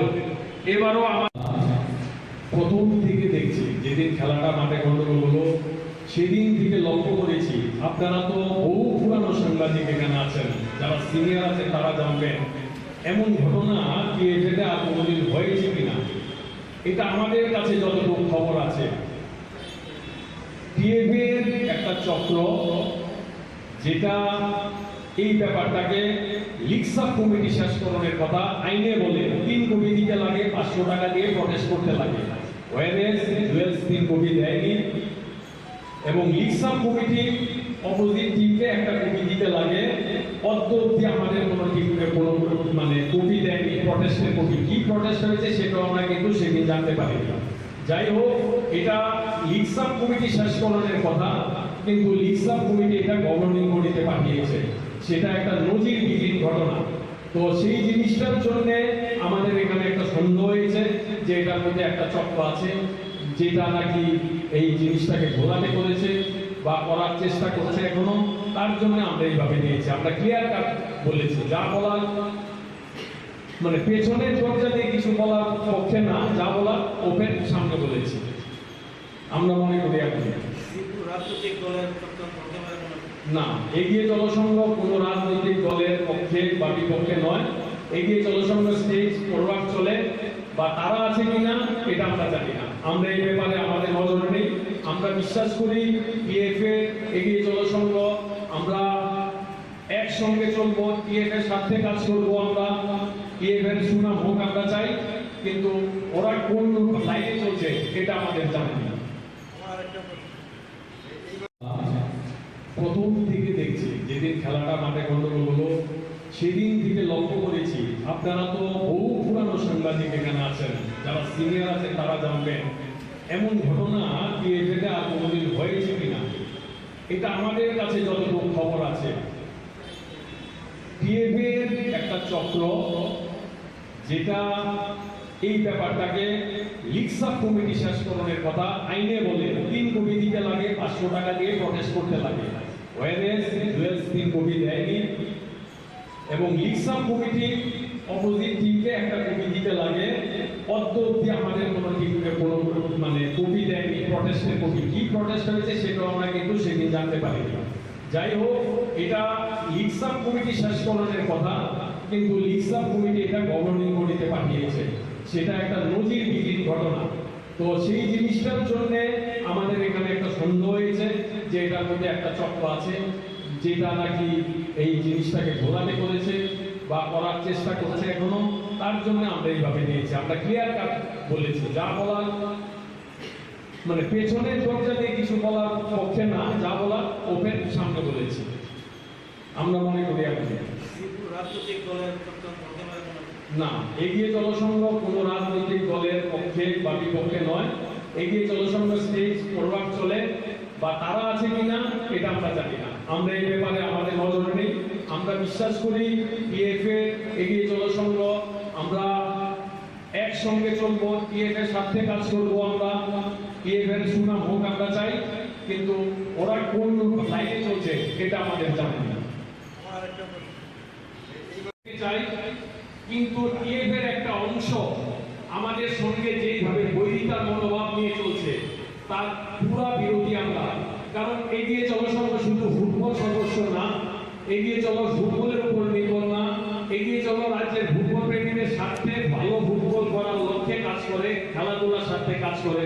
শুধু ফুটবল না, ক্রিকেট থেকে আরম্ভ করে প্রত্যেক খেলাতেই আমরা অংশগ্রহণ করি, সবকিছুতেই আছি।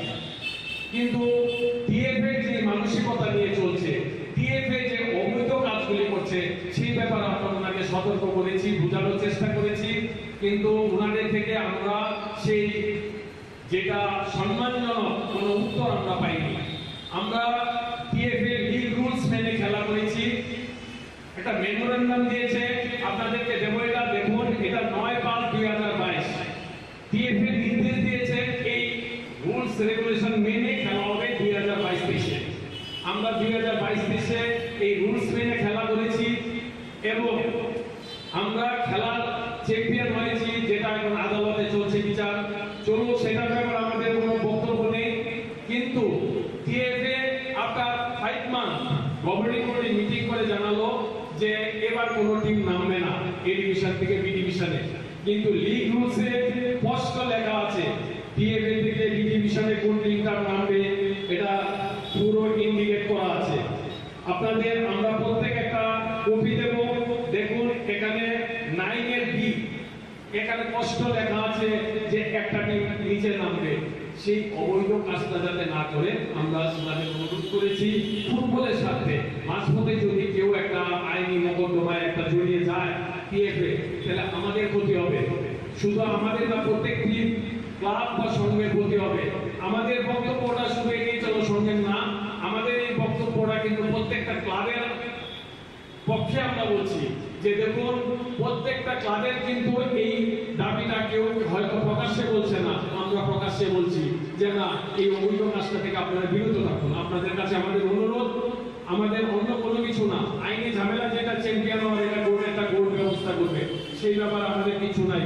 যদিও এটার জন্য আপনারাই দায়ী, আপনারা সুযোগ করে দিয়েছেন একটা ক্লাবকে যাওয়ার জন্য।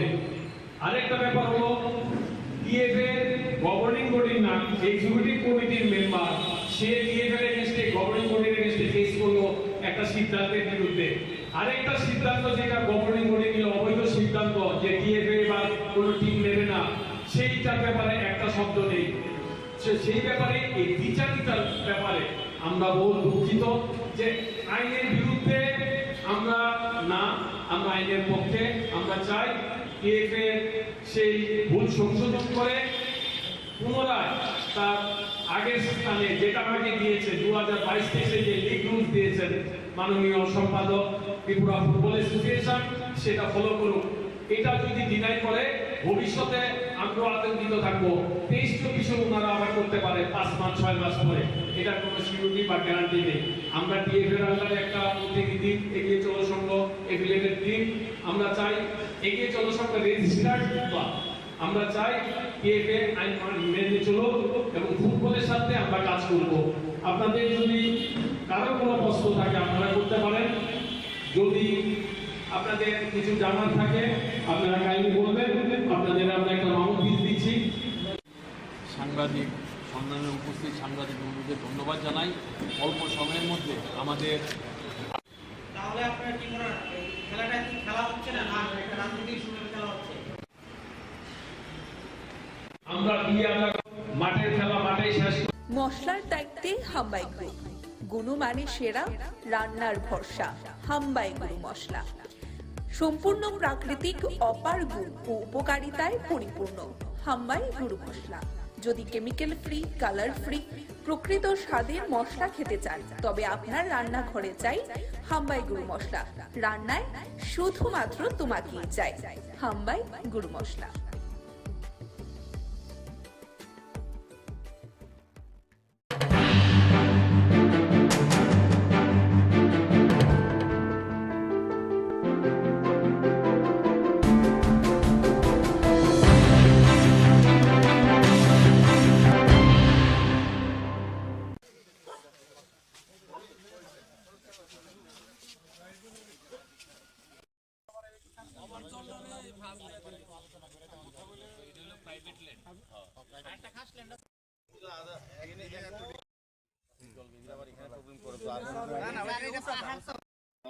জায়গাটা নিয়ে রেডি করে দিব, থাকে না তো মনে।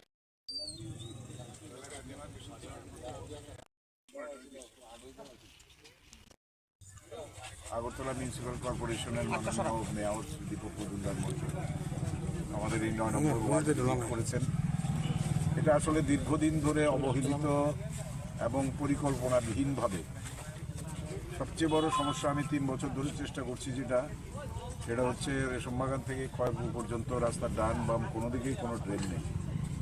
এই জল নিকাশি ব্যবস্থা না থাকার ফলে এই সমস্ত সাইডে আরও নতুন বাড়িঘর হয়েছে, অনেকে জমি জমা বিক্রি করে দিয়েছে। আপনারা দেখতেই পাচ্ছেন চারিদিকে বড় বড় বিল্ডিং হয়েছে, যার জন্য জলগুলো বিভিন্ন জায়গায় লকড হয়ে যাচ্ছে, বের হওয়ার রাস্তা নেই। 9 নম্বর পাশে 10 নম্বরেরও কিছু সমস্যা, এগুলো মেয়র সাহেব দেখেছেন। একসঙ্গে তো সব করা যাবে না, এখন প্রায়োরিটি ওয়াইজ ছোট ছোট যেগুলো রাস্তা বা ড্রেন আছে উনি বলছেন সেগুলোর কাজগুলো ধরবেন। কিন্তু আমার আলটিমেট গোল একটাই থাকবে, যা কিছুই করা হোক জলটার ফাইনাল ডেস্টিনেশন কোথায়, কোন দিক দিয়ে আলটিমেটলি এটা বেরোবে। এটা বেরোতে গেলে মেইন ড্রেন করতেই হবে, আর এছাড়া এগুলো এখন প্যাচ রিপেয়ারিং হবে যতটা সম্ভব। তো যাই হোক, এখানে পাহাড় প্রমাণ সমস্যা জমিয়ে গেছে। উনি আমাকে জিজ্ঞেস করছিলেন, দাদা এইগুলো ট্যাকেল করে কি করে আপনি এখানে রাজনীতিটা করেন? আমি বললাম, মানুষের পাশে সুখ দুঃখে থাকি, তাদের সঙ্গে ওই রাস্তায় কাদা পার হয়ে ড্রেনের পাশে দিয়ে গিয়ে দাঁড়িয়ে দাঁড়িয়ে যতটুকু সহানুভূতি পাওয়া যায়। কিন্তু সমস্যা কিছুতে সমাধান হয়নি তা নয়। আমরা মেয়র সাহেবকে দিয়ে কিছু কিছু রাস্তাঘাট ভালোই করেছি, আমরা একদম পাক্কা সোলিং রোড করেছি এবং আরও কিছু হচ্ছে এখন, এগুলো পাইপলাইনে আছে, এগুলোর এস্টিমেট হয়ে গেছে। আর নতুন জলের এটা কর্পোরেশন মতো করি, আমরা জলের এটা তো আমরা করেছি, এটাও করে দেওয়া হয়েছে। এইখানে মানুষের পানীয় জলেরও কোনো সমস্যা থাকবে না। মেইন হচ্ছে এই বর্ষার জমা জলটা নিয়ে, সেটার জন্য প্রায়োরিটি ওয়াইজ ওয়ার্ক আমরা ওনার কাছে বলেছি, রিকোয়েস্ট করেছি, উনি আশ্বাস দিয়েছেন তিনি দেখবেন। এই এলাকার মানুষ আগে থেকে খুশি। 2018 নির্বাচনে যখন সরকার পরিবর্তন হয়েছে, মানুষের আস্থা, বিশ্বাস এবং প্রত্যাশা বেড়েছে। বিশেষ করে যিনি বর্তমানে বিধায়ক, প্রাক্তন স্পিকার, আমাদের প্রাক্তন মন্ত্রী, রাজ্যের বিশিষ্ট রাজনৈতিক ব্যক্তিত্ব, সকলের প্রিয় আমাদের রতন চক্রবর্তী মহোদয় এখানে নির্বাচিত হওয়া আগেও ছিলেন দায়িত্বে। কাজেই এমনি মানুষের বিশ্বাস বেড়েছে, খুশিও হয়েছেন। আর সার্বিকভাবে আজকে আগরতলা পৌরনগরের বিভিন্ন ওয়ার্ড আমি পরিদর্শন করি আমাদের সমস্ত আধিকারিকদের নিয়ে, এবং কোপারের সঙ্গে থাকেন আমাদের উত্তমবাবু। আমাকে বলেছেন, বিশেষ করে মাননীয় বিধায়ক যিনি, উনি আমার মানে বলবো বহুদিনের সম্মানের জায়গায় উনি থাকেন। ওনার চিন্তা দিশাতে আমি রাজনীতি বলুন আর সমাজ সবটাই করি। তা উনিও বলেছেন ওনার এলাকার কিছু কিছু সমস্যা, বিশেষ করে সামান্য বৃষ্টিতেই দীর্ঘ 25 বছর যারা রাজত্ব করেছেন বা এই এলাকার লোককে যারা ঠকিয়েছেন, আমি বলবো সেইভাবেই যে তাদের বিশ্বাসকে নিয়ে তারা কাজ করেননি। আজকে যখন এই ওয়ার্ডে 9 নম্বর উত্তমবাবুর ওয়ার্ডে আমি যখন ঘুরলাম আমার মাননীয় বিধায়ক সহ, দেখলাম প্রতি জায়গাতেই কিন্তু সমস্যা প্রচুর। 25 বছর ওরা কী করেছে? টাকা লুটেছে। পরিষ্কার স্যার, আমাদের সরকার আসার পর আমাদের বিজেপি নেতৃত্ব সরকার সারা রাজ্যের সহিত শহরের কিন্তু আমরা কাজ করা শুরু করেছি। মাননীয় বিধায়ক ওনার বিধায়ক তহবিল থেকে বা বিভিন্ন দপ্তর থেকে, শুধু আগরতলা পৌর নিগম নয়, স্মার্ট সিটি, তারপর আবার নগরায়ণ দপ্তর, পূর্ত দপ্তর, সমস্ত দপ্তর থেকে উনি ফান্ড এনে এই এলাকার উন্নয়ন সার্বিক চেষ্টা করতেন। কিন্তু এত বড় সমস্যা, সেগুলি সময় দিতে হবে। আমাদের কর্পোরেশন আমরা দায়িত্ব পেয়েছি মাত্র 1.5 বছর। আমাদের সরকার হয়েছেন তো 5 বছর 5 মাস, এর মধ্যে 2 বছর কোভিড ছিল। তারপরে আমাদের সরকার কাজ করেছে, মাননীয় বিধায়ক কাজ করেছেন। আমাদের উপর আস্থা রাখতে হবে, আমাদেরকে যেহেতু সুযোগ দিয়েছেন সময়টা দেখতে হবে। আমাদের 1.5 বছর পর্যন্ত উত্তমবাবুর 1.5 বছর, ওনাদের 5 বছর, আর আগের 30 বছর টানা কাজে। সেই সঙ্গে আমাদের শুধু স্বচ্ছ দুর্নীতিমুক্ত দেখে আমাদের অল্প টাকাতে বেশি কাজ করা যাচ্ছে, কারণ যার জন্য যে স্কিমের জন্য যে টাকাগুলি বরাদ্দ করা সেগুলি প্রকৃততে ওই বিষয়ে কাজ করা হয়। এখানে দুর্নীতি নেই, স্বচ্ছ প্রশাসন, সেই কারণে কাজগুলি অল্প সময়ে করা হয়েছে এবং দেখা যাচ্ছে। এবং এখানে ওয়াটার লগিং যেটা, এটা দীর্ঘদিনের সমস্যা।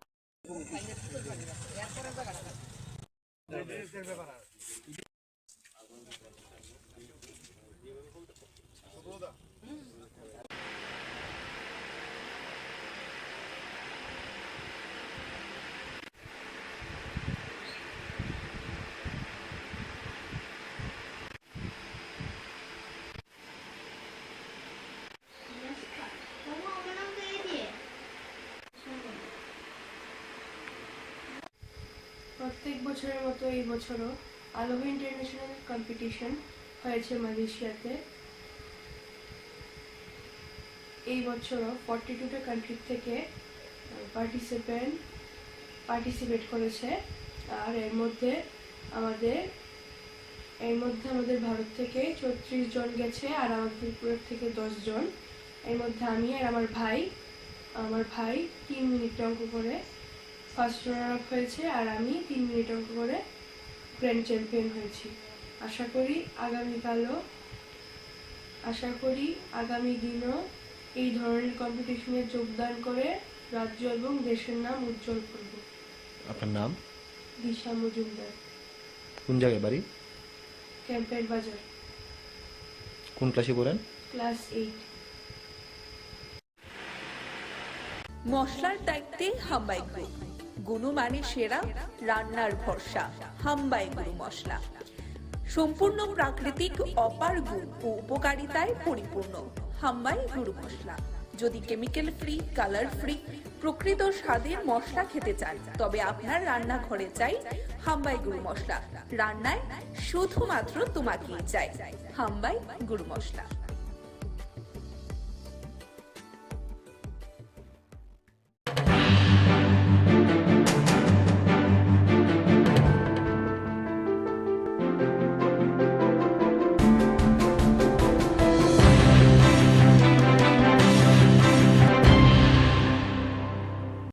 বিশেষ করে আপনারা জানেন বর্ষনগরে গত নির্বাচনের পরে পরাজিত প্রার্থীর নেতৃত্বে, যিনি এখনই প্রার্থী হয়েছেন, ওনার নেতৃত্বে বর্ষনগরের মধ্যে কী হয়েছেন আপনারা যারা সাংবাদিক আছেন তারা জানেন। কাঠালিয়াতেও, বিশেষ করে ধনপুর বিধানসভায় কাঠালিয়ার মধ্যেও তারা বিভিন্ন সন্ত্রাসের কায়েম করেছিল, এবং সে সন্ত্রাসের বাতাবরণ এখনও তারা জিয়ে রাখার চেষ্টা করছে। তারা বুঝে গেছে গত 6 মাসে তাদের কার্যকলাপে মানুষ তাদের থেকে সরে গেছেন আরও। সুতরাং তারা চেষ্টা করছে সন্ত্রাসের মাধ্যমে তারা যাতে জয়যুক্ত হতে পারেন, সেই চেষ্টায় তারা করে যাচ্ছেন। এখনই তারা বিভিন্ন এলাকাগুলোর মধ্যে বামপন্থী পরিবার দেখে বামপন্থীদেরকে ভয়ভীতি দেখার চেষ্টা করছেন, যাতে ভোট কেন্দ্রে না যায় এরকম একটা অবস্থা তৈরি করার চেষ্টা করছেন। মনোনয়ন জমা দিলেন, কি বলবেন? প্রতিক্রিয়া কি থাকবে? প্রথমে 6 মাসের মধ্যে উপনির্বাচন অনুষ্ঠিত হচ্ছে। বস্কনগর উপনির্বাচন হচ্ছে, আমাদের পার্টির বিধায়ক বা পার্টির নেতৃত্ব ওনার অকাল প্রয়াণে সেখানে ভোট হচ্ছে। আর ধনপুরেরটা তারা ক্ষমতার লোভে ধনপুরে উপনির্বাচন হচ্ছে। যিনি আশা করেছিলেন ধনপুরে মুখ্যমন্ত্রী হবেন, উনি মুখ্যমন্ত্রী হননি, সেই কেন্দ্রীয় মন্ত্রী থেকে গেছেন। সুতরাং ধনপুরের জনগণের পয়সা, ধনপুরের জনগণের উপরে আবার একটা নির্বাচন তারা ক্ষমতার জন্য সেখানে চাপিয়ে দিয়েছেন। আমাদের বিশ্বাস ধনপুর এবং ধনপুরের মানুষ গতবার বামপন্থীদেরকে পরাজিত করলে পরেও এই ঘটনার পরিপ্রেক্ষিতে ধনপুরের মানুষ আবার বামপন্থীদের পক্ষে রায় দেবেন। আর বস্কনগর বরাবরই বামপন্থীদের, এবং এবারও আমাদের বিশ্বাস ধনপুর বস্কনগরের মানুষ বামপন্থীদের পক্ষে থাকবে। দেখুন, আমরা সবাই অবগত রয়েছি যে আগামী 5ই সেপ্টেম্বর আমাদের এই ত্রিপুরা রাজ্যে 20 বক্সনগর এবং 23 ধনপুর কেন্দ্রে আমাদের দুটি কেন্দ্রেই উপনির্বাচন সংগঠিত হবে। গতকালকে রাত্রিবেলায় আমাদের সর্বভারতীয় সভাপতি আদরণীয় জেপি নাড্ডাজি আমাদের এই 2 কেন্দ্রেরই প্রার্থী তালিকা ঘোষণা করেছেন। 20 বক্সনগর থেকে প্রতিদ্বন্দ্বিতা করছেন আমাদের তোফাজ্জল হোসেন, এবং 23 ধনপুর থেকে আমাদের প্রার্থী হয়ে নির্বাচন লড়াই করছেন আমাদের বিন্দু দেবনাথ, যিনি মণ্ডল সভাপতি। আমরা দৃঢ় চিত্তে বলতে পারি এই দুটি কেন্দ্রেই ভারতীয় জনতা পার্টির প্রার্থীরা বিপুল ভোটে জয়যুক্ত হয়ে আমরা মোদিজিকে উপহার হিসাবে দেব, সেই প্রতিজ্ঞা নিয়ে আমরা ঝাঁপিয়ে পড়ছি, কাজ করছি। 1:1 লড়াই হচ্ছে কি?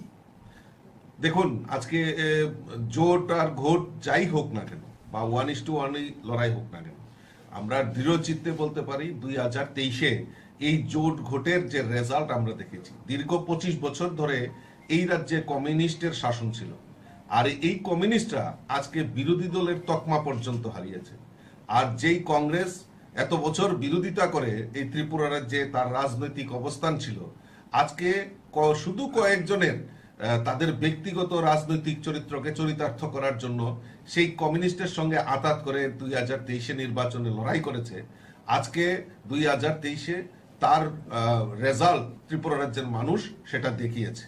তো এই কারণে জোট ভোট যাই হোক বা 1:1 লড়াই হোক না কেন, আমাদের দৃঢ় বিশ্বাস যে আগামী যে আমাদের দুটি বিধানসভা নির্বাচন হচ্ছে, উপনির্বাচন হচ্ছে, সেখানে আমাদের প্রার্থীরাই বিপুল ভোটে জয়ী হবে। কারণ আমাদের রাজ্যে ডাবল ইঞ্জিনের সরকার, কেন্দ্রে নরেন্দ্র মোদীজি সরকার, রাজ্যে আমাদের মুখ্যমন্ত্রী প্রফেসর ডক্টর মানিক সাহাজির নেতৃত্বে যে সরকার, এই সরকার সমাজের প্রত্যেকটা অংশের মানুষের জন্য যে কাজ করছে, তাই দৃঢ় চিত্তে বলতে পারি মানুষ ভারতীয় জনতা পার্টির সঙ্গে রয়েছে, ভারতীয় জনতা পার্টিকে বিশ্বাস করে, এবং ভারতীয় জনতা পার্টির সঙ্গে থেকে আগামী দুটি উপনির্বাচনেই ভারতীয় জনতা পার্টির প্রার্থীদেরকে বিপুল ভোটে জয়যুক্ত করে পাঠাবে। অন্য কোনো দলের সাথে কি কথাবার্তা হচ্ছে?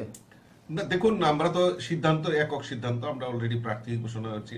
আর আমাদের জোট রয়েছে, আমাদের আইপিএফটির সভাপতিকেও আমি কথা হয়েছে, আমাদের আইপিএফটির মন্ত্রীও আছেন শুক্লাচরণ নোয়াতিয়া, উনিও আজকে একটা বুথে গিয়ে সেই কর্মসূচিতে অংশগ্রহণ করবেন, এবং আমি সভাপতির সঙ্গে কথা বলবো কালকে নমিনেশন যখন আমরা দিতে যাব তখন ওনারাও যাতে উপস্থিত থাকেন, এবং আমার সঙ্গে অলরেডি কথা হয়েছে যে ওনারাও উপস্থিত থাকবেন, আইপিএফটিরাও তারাও থাকবেন। মথান সঙ্গে কি কোনো কথাবার্তা হয়েছে এই বিষয়ে? দেখুন, এটা উপরের বিষয়, এটা মাননীয় মুখ্যমন্ত্রী রয়েছেন, আমাদের নর্থ ইস্টের কোঅর্ডিনেটর রয়েছেন, আমার প্রভারী রয়েছেন, ওনারা কথা বলছেন, ওনারা আলোচনা করছেন। কিন্তু এই মুহূর্তে আমার কাছে যেটা সবচেয়ে বড় জিনিস, যেটা হলো আমরা আমাদের প্রার্থী, দলীয় প্রার্থী ঘোষণা হয়েছে, আমরা দলীয় প্রার্থীর সমর্থনে আমরা অলরেডি সাংগঠনিক কাজ আমরা শুরু করে দিয়েছি। আগামীকালকে কিভাবে নমিনেশন দেওয়া হবে? দেখুন, আগামীকালকে আমরা এখনই আমি আমার অফিস বেয়ারার এবং তাদের সঙ্গে আমি কথা বলছি, মোর্চার প্রতিনিধি তারাও আছেন, মাননীয় মুখ্যমন্ত্রীর সঙ্গে একটু আগে আমার কথা হয়েছে। আমরা আগামীকালকে সুনামুরাতেই দুটি আসনেই সেখানে নমিনেশন আমরা জমা দেব। সেখানে উপস্থিত থাকবেন আমাদের রাজ্যের মুখ্যমন্ত্রী প্রফেসর ডক্টর মানিক সাহাজি, কেন্দ্রীয় মন্ত্রী, এমপি, এবং আমাদের রাজ্যের সমস্ত মন্ত্রিপরিষদের সদস্য থেকে শুরু করে আমাদের রাজ্যের নেতৃত্ব, মোর্চার নেতৃত্ব সকলে মিলে আগামীকালকে আমরা নমিনেশন সাবমিশনে আমরা উপস্থিত থাকব। জয় নিয়ে কতটুকু আশাবাদী? আর যেহেতু গতবার যে বিধানসভা হয়েছিল সেখানে বক্সনগরের হারের মুখ দেখতে হয়েছিল, কি মনে করছেন? দেখুন, ধনপুর সিট তো আমরা অলরেডি 2023-এ আমরা সেখানে নির্বাচিত হয়েছিল আমাদের প্রার্থী প্রতিমা ভূমি।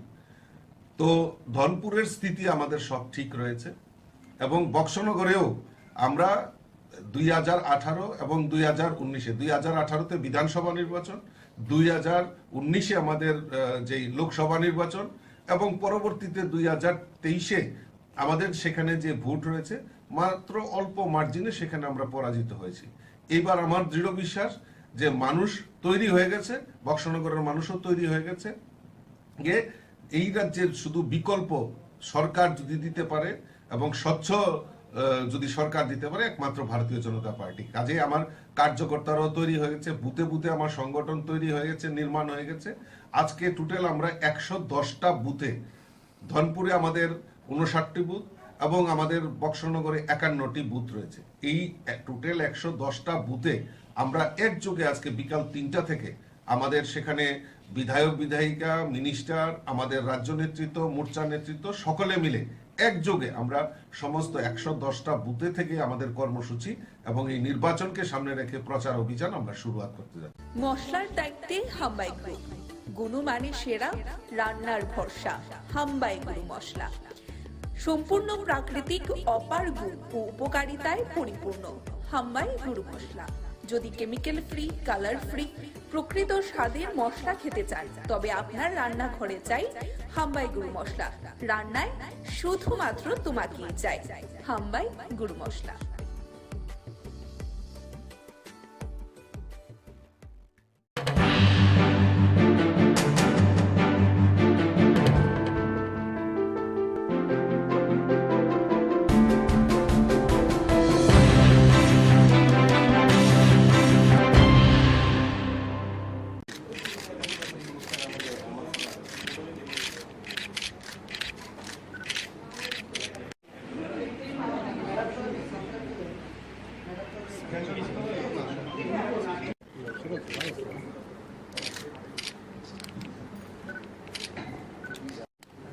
আগে দিব, আগে যাব।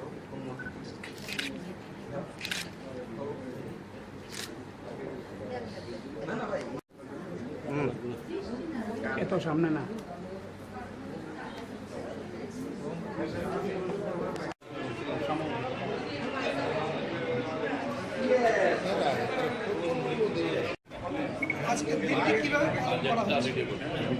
আজকে ভারতবর্ষের প্রাক্তন প্রধানমন্ত্রী তথা ভারতরত্ন অটল বিহারী বাজপেয়ীজির প্রয়াণ দিবস এবং সেই প্রয়াণ দিবসকে কেন্দ্র করে এখানে আমরা আমাদের রাজ্য কার্যালয়ে আমাদের মাননীয় রাজ্য সভাপতির উপস্থিতিতে আমরা অটলজির প্রতিকৃতিতে পুষ্পার্ঘ্য অর্পণের মাধ্যমে শ্রদ্ধা জ্ঞাপন করেছি। সারা ত্রিপুরা রাজ্যের প্রত্যেকটা বুথে বুথে আজকে আমাদের এই কার্যক্রম অনুষ্ঠিত হচ্ছে। যে অটল বিহারী বাজপেয়ীজি ভারতবর্ষের কোটি কোটি ভারতীয় জনতা পার্টির কর্মীদের প্রেরণার স্রোত, কোনো এক সময় সারা বিশ্বকে যিনি নেতৃত্ব দিয়েছিলেন, তিনবার প্রধানমন্ত্রী হয়েছেন। প্রথম 13 দিনের প্রধানমন্ত্রী, তারপর 13 মাসের প্রধানমন্ত্রী, তারপর পূর্ণকালীন প্রধানমন্ত্রী উনি হয়েছেন এবং ভারতবর্ষকে একটি সঠিক দিশা দেখিয়েছিলেন এবং অর্থনৈতিকভাবে, সামাজিকভাবে সমস্ত দিক থেকে ভারতবর্ষের আর্থিক বুনিয়াদকে সশক্তিকরণের ক্ষেত্রে অটল বিহারী বাজপেয়ীজির একটা অভূতপূর্ব অবদান ছিল এবং সেই অটল বিহারী বাজপেয়ীজির দীর্ঘ রাজনৈতিক জীবনে উনি অনেক দায়িত্ব উনি পালন করেছেন, ভারতীয় জনতা পার্টির সভাপতি থেকে শুরু করে এবং 1980 সালে যখন ভারতীয় জনতা পার্টির নতুন দল হিসেবে ভারতীয় জনসংঘ থেকে ভারতীয় জনতা পার্টি প্রতিষ্ঠিত হয়েছিল, প্রথম যিনি সভাপতি হয়েছিলেন ভারতীয় জনতা পার্টির উনি অটল বিহারী বাজপেয়ীজি। উনি 1977 সালে যে জনতা সরকার গঠিত হয়েছিল সেই জনতা সরকারেরও উনি বিদেশমন্ত্রী ছিলেন। এরকম জনসংঘ থেকে শুরু করে উনি ভারতীয় জনতা পার্টিকে ধীরে ধীরে জনসংঘ থেকে ভারতীয় জনতা পার্টি, তারপর ভারতীয় জনতা পার্টি ডেভেলপমেন্টের প্রত্যেকটা ক্ষেত্রে উনি ব্যাপক অবদান রেখে গেছেন এবং ওনার স্মৃতি আমরা আমাদের ভারতীয় জনতা পার্টির কর্মীরা হৃদয়ে আমরা রাখি এবং ওনার আদর্শকে পথেয় করে সমস্ত ভারতীয় জনতা পার্টির কর্মীরা ভারতীয় জনতা পার্টিতে কাজ করছেন। ডাক্তার ওনারে ভাই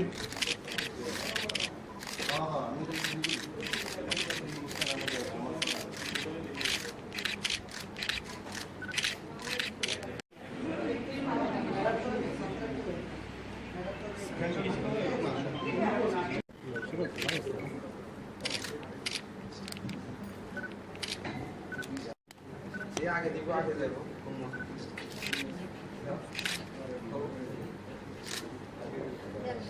না না ভাই এত সামনে না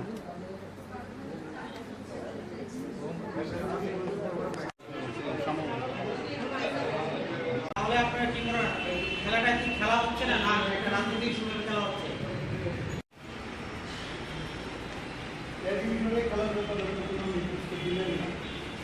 আমরা 2022-23 লিগ রুলস মেনে চলার অনুরোধ করেছিলাম, কিন্তু দুর্ভাগ্য যে টিএফ এর একাংশে মাঠের খেলা মাঠেই শেষ করবে টিএফএ, বাকিটা সময়ের জন্য তোলা রইল। এবারও আমার প্রথম থেকে দেখছি, যেদিন খেলাটা মাঠে গন্ডগোল হলো সেদিন থেকে লক্ষ্য করেছি, আপনারা তো বহু পুরানো সাংবাদিক এখানে আছেন, যারা সিনিয়র আছেন তারা জানবেন এমন ঘটনা টিএফএতে আর কোনোদিন হয়েছে কিনা। এটা আমাদের কাছে যতটুকু খবর আছে, টিএফএর একটা চক্র যেটা এই ব্যাপারটাকে লিক্সাপ কমিটি শেষকরণের কথা আইনে বলে 3 কোটি দিতে লাগে, 500 টাকা দিয়ে প্রটেস্ট করতে লাগে। ওয়ারেস জুয়েলস 3 কোটি দেয়নি এবং লিক্সাপ কমিটি অপোজিট টিমকে একটা কোটি দিতে লাগে। অদ্যবধি আমাদের কোনো টিমকে কোনো কোটি দেয়নি, প্রটেস্টের কোটি। কি প্রটেস্ট হয়েছে সেটাও আমরা কিন্তু সেদিন জানতে পারিনি। যাই হোক, এটা লিক্সাপ কমিটি শেষকরণের কথা, কিন্তু লিক্সাপ কমিটি এটা গভর্নিং বডিতে পাঠিয়েছে, সেটা একটা নজিরবিহীন ঘটনা। তো সেই জিনিসটার জন্য আমাদের এখানে একটা সন্দেহ হয়েছে যে এটার মধ্যে একটা চক্র আছে যেটা নাকি এই জিনিসটাকে ঘোলাটে করেছে বা করার চেষ্টা করছে এখনো। তার জন্য আমরা এইভাবে নিয়েছি, আমরা ক্লিয়ার কাট বলেছি, যা বলার পেছনের দরজা দিয়ে কিছু বলার পক্ষে না, যা বলার ওপেন সামনে বলেছি। আমরা মনে করি এখন না, এগিয়ে জনসংঘ কোনো রাজনৈতিক দলের পক্ষে বা বিপক্ষে নয়। এগিয়ে জনসংঘ স্টেজ ফরওয়ার্ড চলে বা তারা আছে কিনা এটা আমরা জানি না, আমরা এই ব্যাপারে আমাদের নজর নেই। আমরা বিশ্বাস করি টিএফএ এগিয়ে জনসংঘ আমরা একসঙ্গে চলবো, টিএফ এর সাথে কাজ করবো, আমরা টিএফ এর সুনাম হোক আমরা চাই, কিন্তু ওরা কোন লাইনে চলছে এটা আমাদের জানি না। প্রথম থেকে দেখছি, যেদিন খেলাটা মাঠে গন্ডগোল হলো সেদিন থেকে লক্ষ্য করেছি, আপনারা তো বহু পুরানো সাংবাদিক এখানে আছেন, যারা সিনিয়র আছেন তারা জানবেন এমন ঘটনা টিএফএতে আর কোনোদিন হয়েছে কিনা। এটা আমাদের কাছে যতটুকু খবর আছে, টিএফএর একটা চক্র যেটা এই ব্যাপারটাকে লিক্সাপ কমিটি শেষকরণের কথা আইনে বলে 3 কোটি দিতে লাগে, 500 টাকা দিয়ে প্রটেস্ট করতে লাগে। ওয়ারেস জুয়েলস 3 কোটি দেয়নি এবং লিক্সাপ কমিটি অপোজিট টিমকে একটা কোটি দিতে লাগে। অদ্যবধি আমাদের কোনো টিমকে কোনো কোটি দেয়নি, প্রটেস্টের কোটি। কি প্রটেস্ট হয়েছে সেটাও আমরা কিন্তু সেদিন জানতে পারিনি। যাই হোক, এটা লিক্সাপ কমিটি শেষকরণের কথা, কিন্তু লিক্সাপ কমিটি এটা গভর্নিং বডিতে পাঠিয়েছে, সেটা একটা নজিরবিহীন ঘটনা। তো সেই জিনিসটার জন্য আমাদের এখানে একটা সন্দেহ হয়েছে যে এটার মধ্যে একটা সন্দেহ হয়েছে যে এটার মধ্যে একটা সন্দেহ হয়েছে যে এটার মধ্যে একটা সন্দেহ হয়েছে যে এটার মধ্যে একটা সন্দেহ হয়েছে যে এটার মধ্যে একটা সন্দেহ হয়েছে যে এটার মধ্যে একটা সন্দেহ হয়েছে যে এটার মধ্যে একটা সন্দেহ হয়েছে।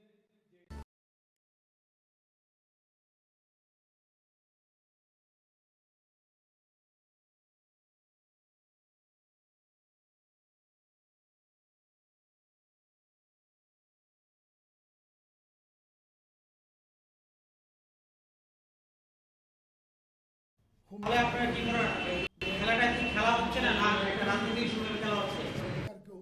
অফিসে দিয়ে এসেছি, ওনাকে পাইনি এবং কিছুক্ষণ পরে আমি 2জন এসপিকে দেব। ওয়েস্টের এসপি এবং ঊনকোটি এসপি এবং কৈলাসহরের ওসিকে আমি দেব। এই ঘটনায় আমি আজকে রিটেন দিয়েছি, আমি যে কোনো মুহূর্তে হামলা করতে পারে এবং মাননীয় মুখ্যমন্ত্রী যেদিন পুলিশ অফিসারদের মিটিংয়ে বলেছেন যে মাফিয়া নামটা না থাকে মাফিয়াকে দমন করবে, এই নেক্সট দিনই মাফিয়ারা দিন দুপুরে ইঞ্জিনিয়ার অফিসে এবং আমি রাজ্য সরকারের কাছে পুলিশ ডিপার্টমেন্টের কাছে আমাকে রক্ষা করার জন্য অনুরোধ রাখি এবং রাজ্য সরকারও এই ব্যাপারে ব্যবস্থা। আমি যাব কৈলাসহরে গিয়ে নাগরিকদের সঙ্গে আমার সবাইকে আমি ডাকবো, তার এই বিরুদ্ধে আমরা প্রতিবাদ করব। এই যে হামলা করার জন্য, হত্যা করার জন্য আব্দুল মান্নান, বাবার নাম আব্দুল মতিন, আগে সিপিএম করত, এখন বিজেপি সত্য সাহেব, এখন বাড়ি করেছে, বিয়ে করেছে ওইখানে। ওই যে মুখ্যমন্ত্রীকে আমি ওই বিষয়ে চিঠি লিখছিলাম, মুখ্যমন্ত্রী অ্যাকশনও নিয়েছেন, কিন্তু মুখ্যমন্ত্রী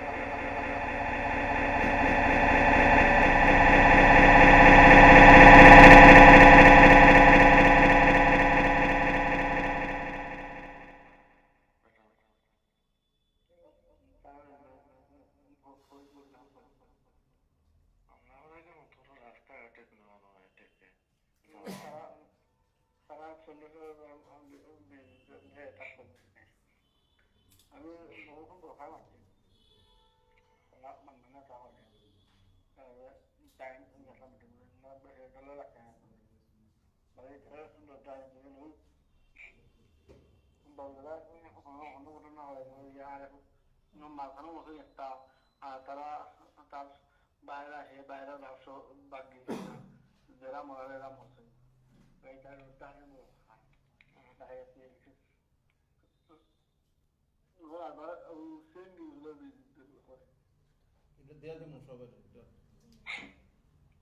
ওই আরেকবার যে আমার হামলা হয়েছিল অনেক আগে 2003-এ এরাই করেছে, বোঝা গেল এরা হামলা করে, এরা পলাই গেছে, 2 জন লোক মারা গেল, আমার পিজি মারা গেল, একজন ছিল। যাই হোক, এই জন্য আপনাদের ডাকা হয়েছিল আর কি। ওইটাতেই তো পেলাম, আর এমনিও খবর পেয়েছি তাদের মিটিংয়ে যা আলোচনা।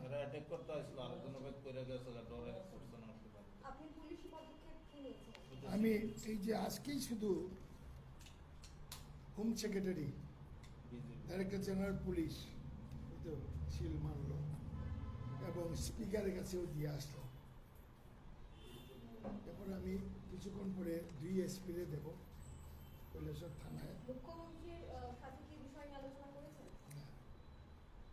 আগে ফোন করেছিলাম কৈলাসহর থেকে, চিঠিও দিয়েছি। উনি তৎক্ষণাৎ উনি চিফ ইঞ্জিনিয়ারকে অর্ডার দিয়েছেন যে কোনো চাপের কাছে যাতে এসিউটি ইঞ্জিনিয়ার মাথা নত না হয়, উনি করেছেন। কিন্তু মুখ্যমন্ত্রীর বলার পরেও এরা প্রশাসন হয়ে মানে নিচের লেভেলে এরা কাজটা ক্যান্সেল করে মাফিয়া বাহিনী।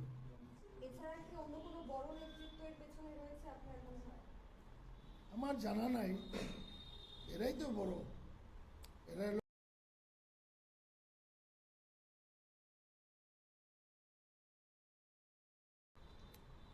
নেতৃত্ব আছে কিনা আমি জানি না, এখনো করি নাই।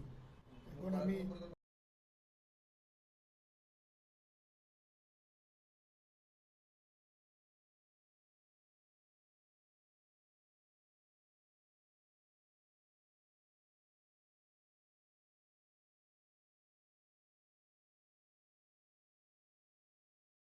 জানাবো, দেখি উনার প্রশাসন কি করে।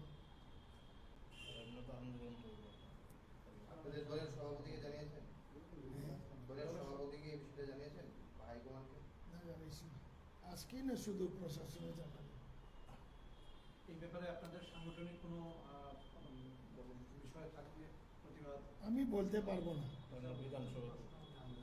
আমি বলতে পারবো না, কিন্তু আমার বিধানসভা এরিয়াতে আমার ডিস্ট্রিক্টে সবাইকে মিটিং ডাকবো। এখানে জেলা কংগ্রেস আমাকে জানিয়েছে ওরা মিটিং ডাকছে, খবর পেয়েছে। আপনি যেহেতু এখন নিরাপত্তাহীনতায় ভুগছেন, আরো কি কোনো ফোর্স আপনি সেখানে দাবি করছেন? কে জানে, আমি দাবি টাবি করি না। এখন হলো আমি প্রশাসন জানে কিভাবে আমাকে রক্ষা করে, এবং আমি দাবি করি ইমিডিয়েটলি ইনকোয়ারি করা হোক। কাদের মধ্যে কতপূর্ব ইনকোয়ারি হলে আমি নাম বলবো। আপনি যে কমপ্লেইনটা করেছেন কার নাম উল্লেখ করেছেন? আব্দুল মান্নান, একজন আব্দুল মান্নানের নেতৃত্বে মাফিয়ার টিমটা হয়েছে। সখানেক লোকের টিম হয়েছে, যারাই তাদের এখানে মেম্বার হবে 5000। এটা তাদের মিটিংয়ে যে ভাষণে বলেছে, এটাও আমাদের কাছে আছে।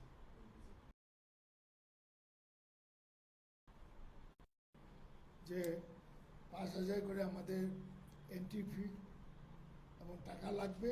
10% যেই কাজ পাবে 10% দিতে হবে, কারণ থানাকে ম্যানেজ করতে হয়, অনেক লোককে ম্যানেজ করতে। এইভাবে মিটিংয়ে, ওই মিটিংয়ে সাংবাদিকের মাধ্যমে পাইছি এই গ্রুপটা ভয়ঙ্কর।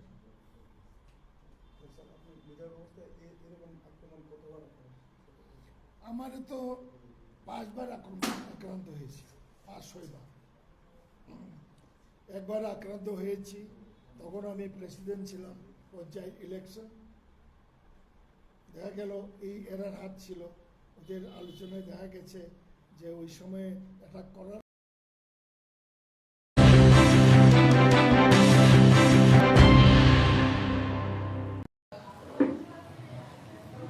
আজকে আপনাদেরকে আমি আহ্বান করেছি বিশেষ একটা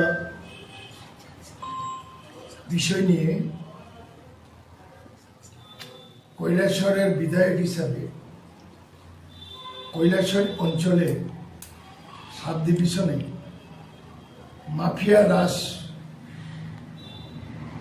রাস সাধারণ মানুষকে, অফিসার, ইঞ্জিনিয়ার ততস্থ করেছে।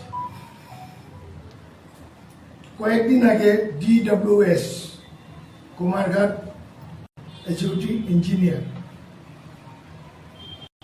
70-80টা টেন্ডার কল করেছে, এবং একজন ভদ্রলোক উদয়পুরে অনলাইনে টেন্ডার করে উনি 7টা কাজ পেয়েছে।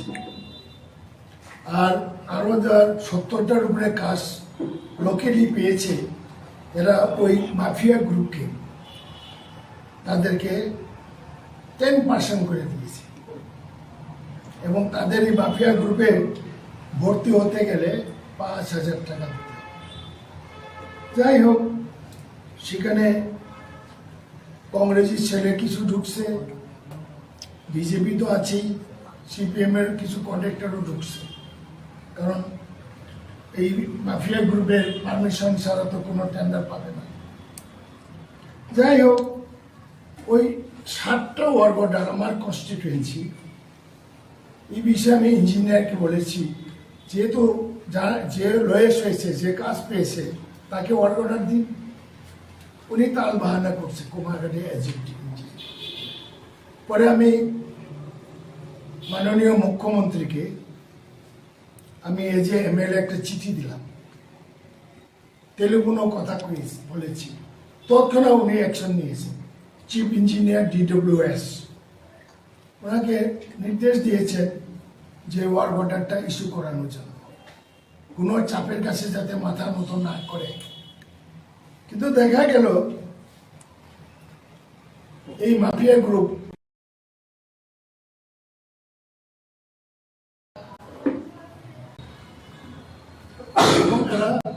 দলবল আব্দুল মান্নান সোনামুড়ার ছেলে, বিবাহ সূত্রে কৈলাসরে, আগে কমিউনিস্ট করত, এখন বিজেপি সত্যসায় আছে, তার নেতৃত্বে শহরের বুকে কলেজের কাছে DWS এর সাব ডিভিশন অফিসটা তালা মেরে দিয়েছে।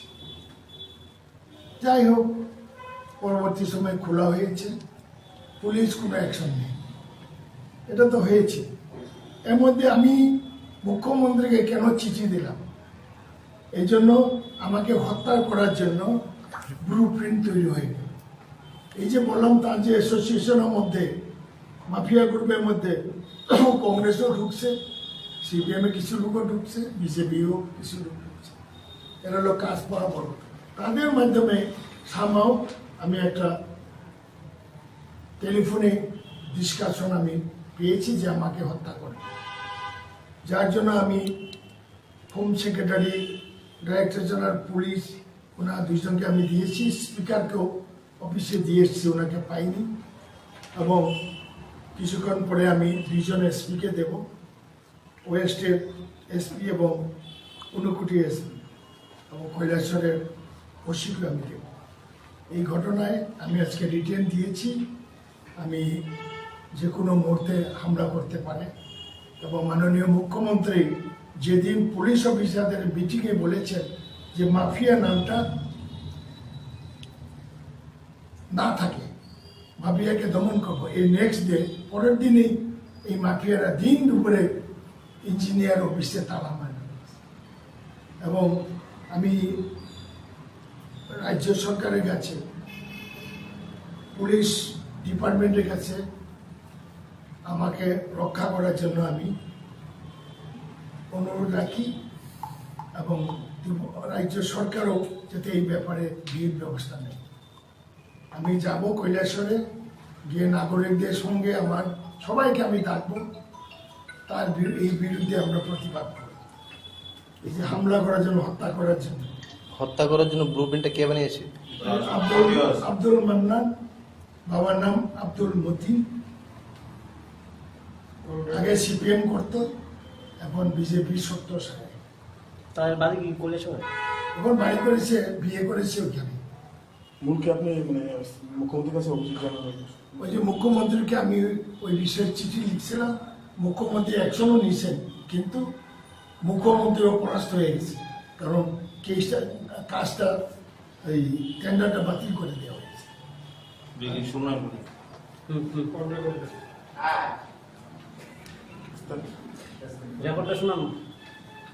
Welcome to MC Music World.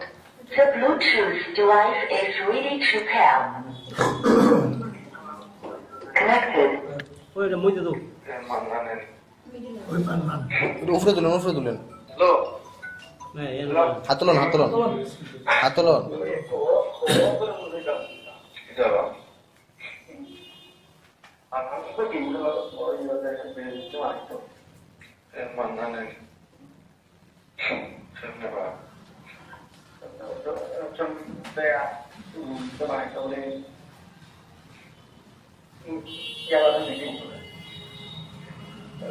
খাই আমরা নেক্সটা মানে বড় হয় মিটিং নামছিলাম বড় হয় গিয়া ওইগুলো চাই বড় হয় আপনার নাও ক্রিয়া মিটিং করছিলাম লোকে লাগলে ওটাও মহাপেটা শুনলাম বলিও করতাম বলছি তো এরা তোমরা যেমন তারা বাড়িতাম না এমনি দেখাই ইয়া হয়ে ফোনে রাখলে তার বেশি গুরুত্বপূর্ণ মানতে তো না বুঝাইতে পারতাম না খাইলে এমনি বাড়ি দিয়া তার বাড়িতাম না হয়তো খাই হয় বিরসিনা বাড়ি বাড়িতাম ভাবলে এটা হয়তো এগুলো তো সাইডেও যা আসো সবও তো তারা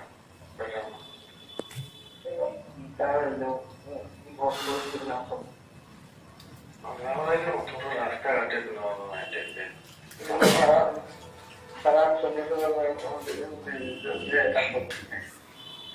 আমি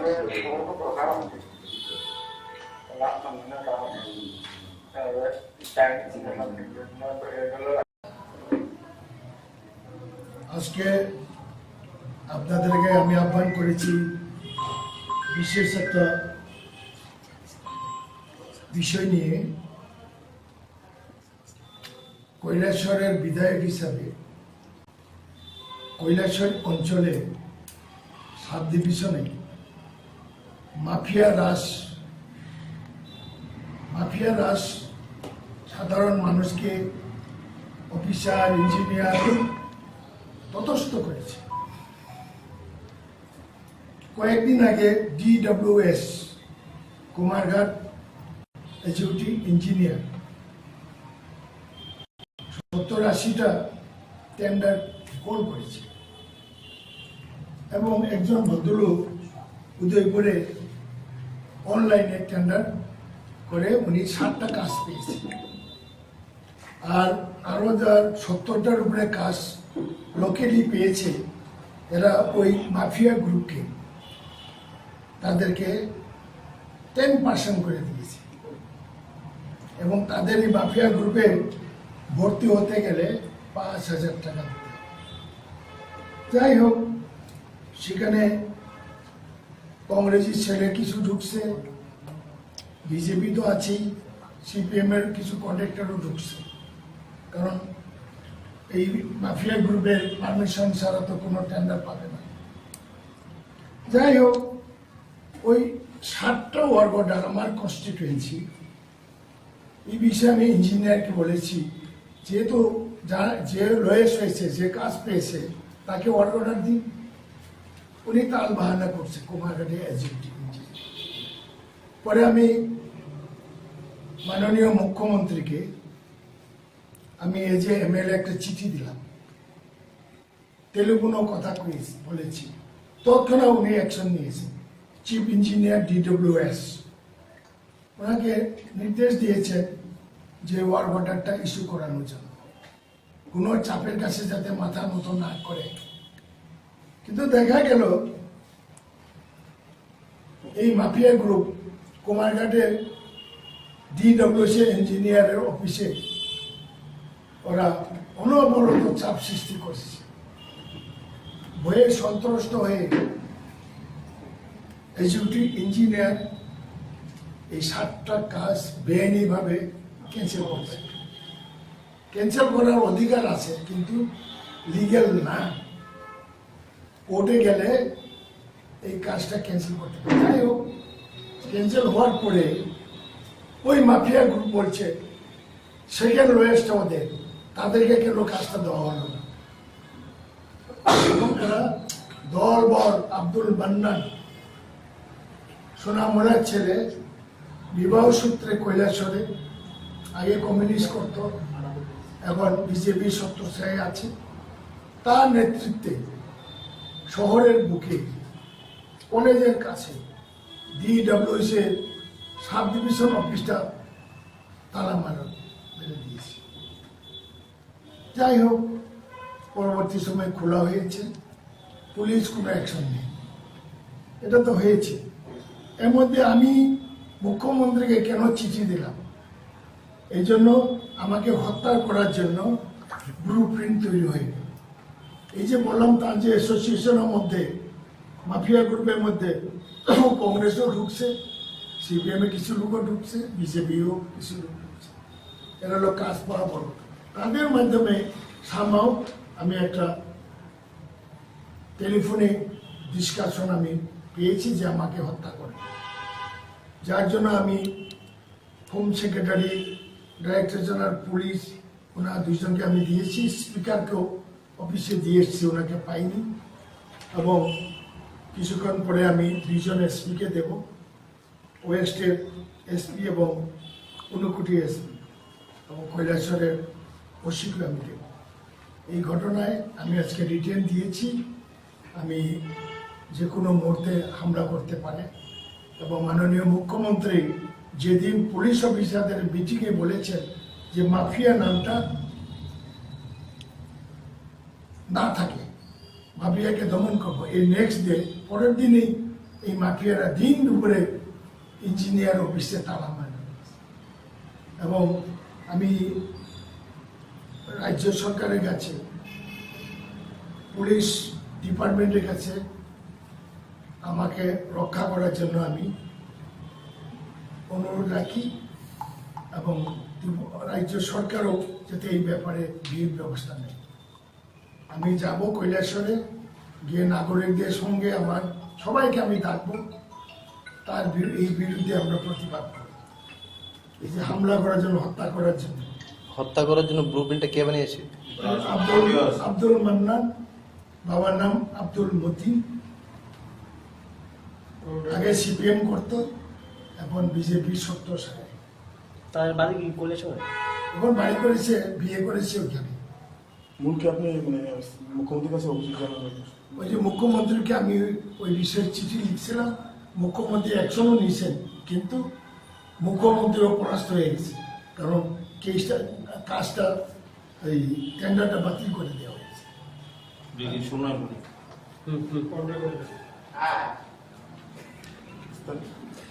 ব্যাপারটা শোনান। Welcome to MC Music World. The Bluetooth device is ready to pair. Connected. ওইটা মই দাও। ওই মান্নান উপরে তুলেন। হ্যাঁ, হাত তোলন।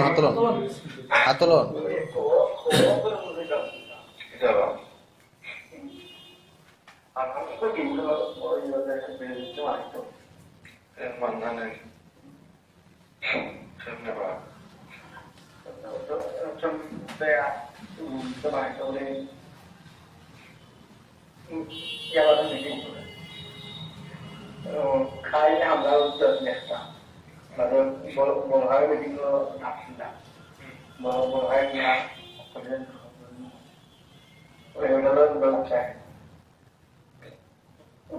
বড় ভাই আপনার নাম ক্রীড়া মিটিং করছিলাম। লোকে লাগলে ওটাও মহাবেটা শুনলাম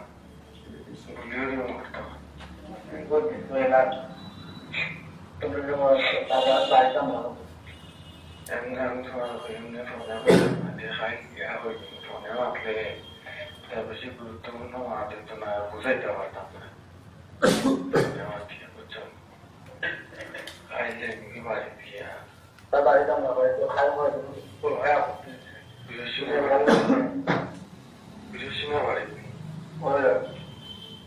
বাড়িতে আমরা যাইতে পারতাম, এগুলো তো সাইডেও যা আছে সব তো তারা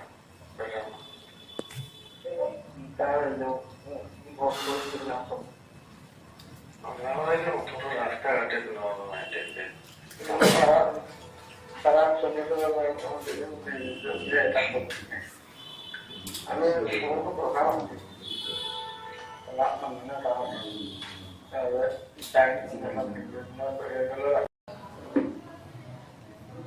আজকে আপনাদেরকে আমি আহ্বান করেছি বিশেষ একটা বিষয় নিয়ে কৈলাসহরের বিধায়ক হিসাবে কৈলাসহর অঞ্চলে সাব ডিভিশনে মাফিয়া রাজ সাধারণ মানুষকে অফিসার ইঞ্জিনিয়ার ততস্থ করেছে। কয়েকদিন আগে DWS কুমারঘাট এক্সিকিউটিভ ইঞ্জিনিয়ার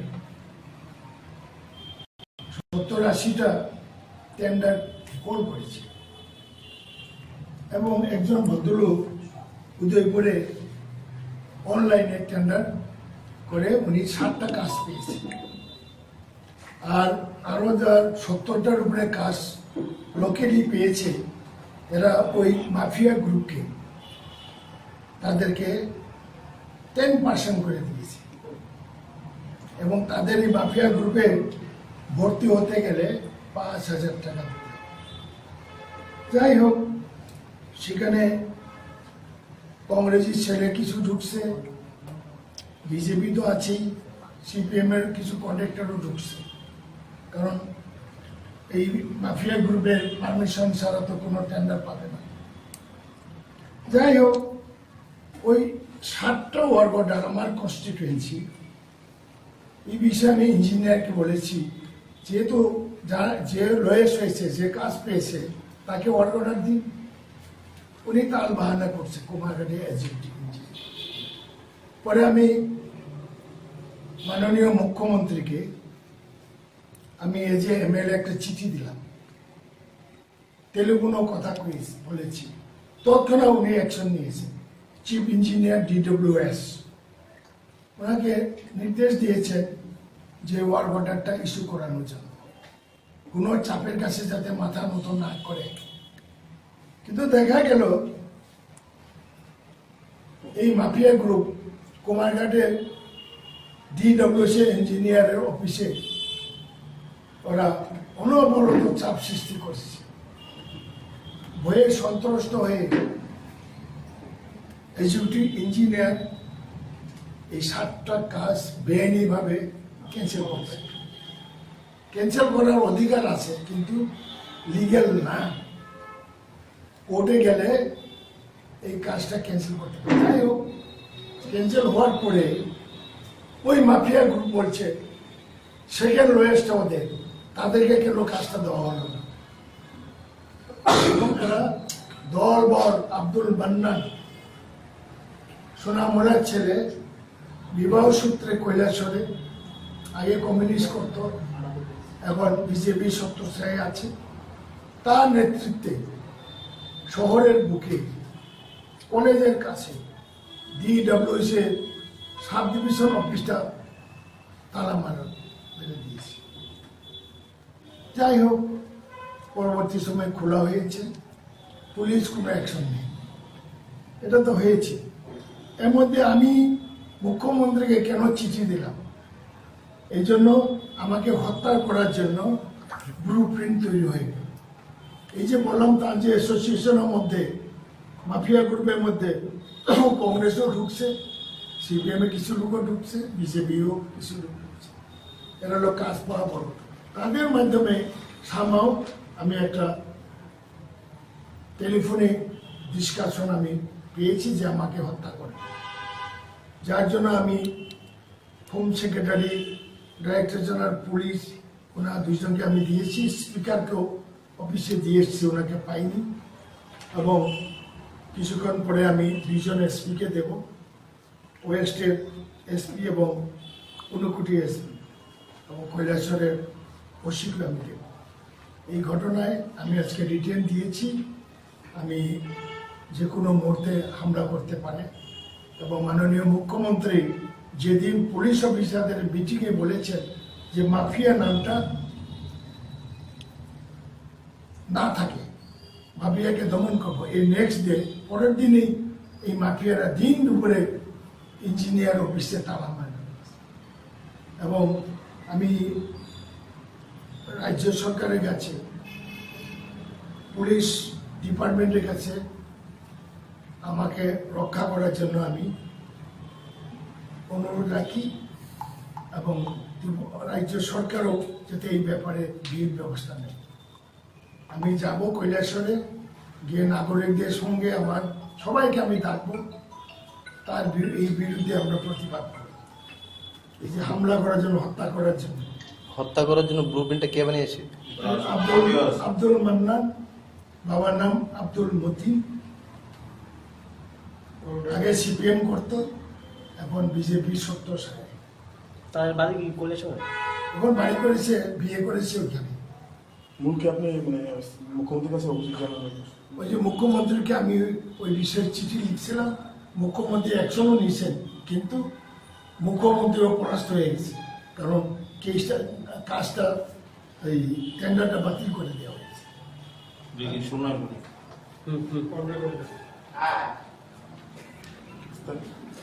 ব্যাপারটা শোনানো। Welcome to MC Music World. The Bluetooth device is ready to pair. Connected. ওইটা মইতে দাও। ওই মান্নান উপরে তুলেন। হ্যালো, হাত তোলন।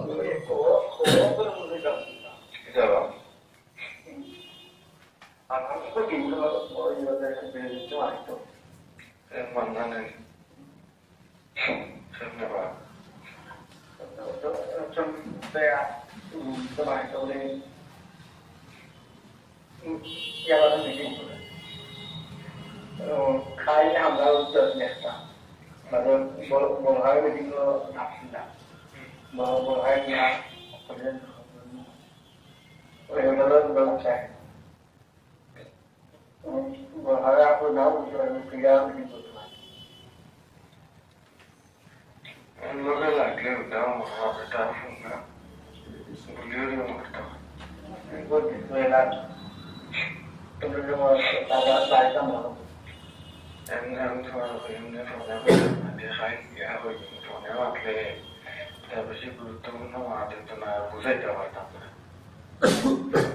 বুঝছো খাইলে এমনি বাড়ি দিয়া তার বাড়িতে আমরা হয়তো খাই হয়তো বিরসিনা বাড়ি বাড়িতে আমরা যাইতে পারতাম, এগুলো তো সাইডেও যা আসো সব তারা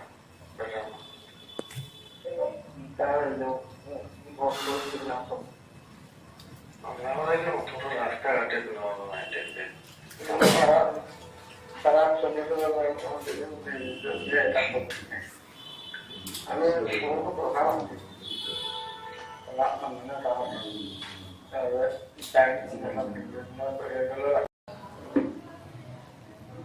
আজকে আপনাদেরকে আমি আহ্বান করেছি বিশেষ একটা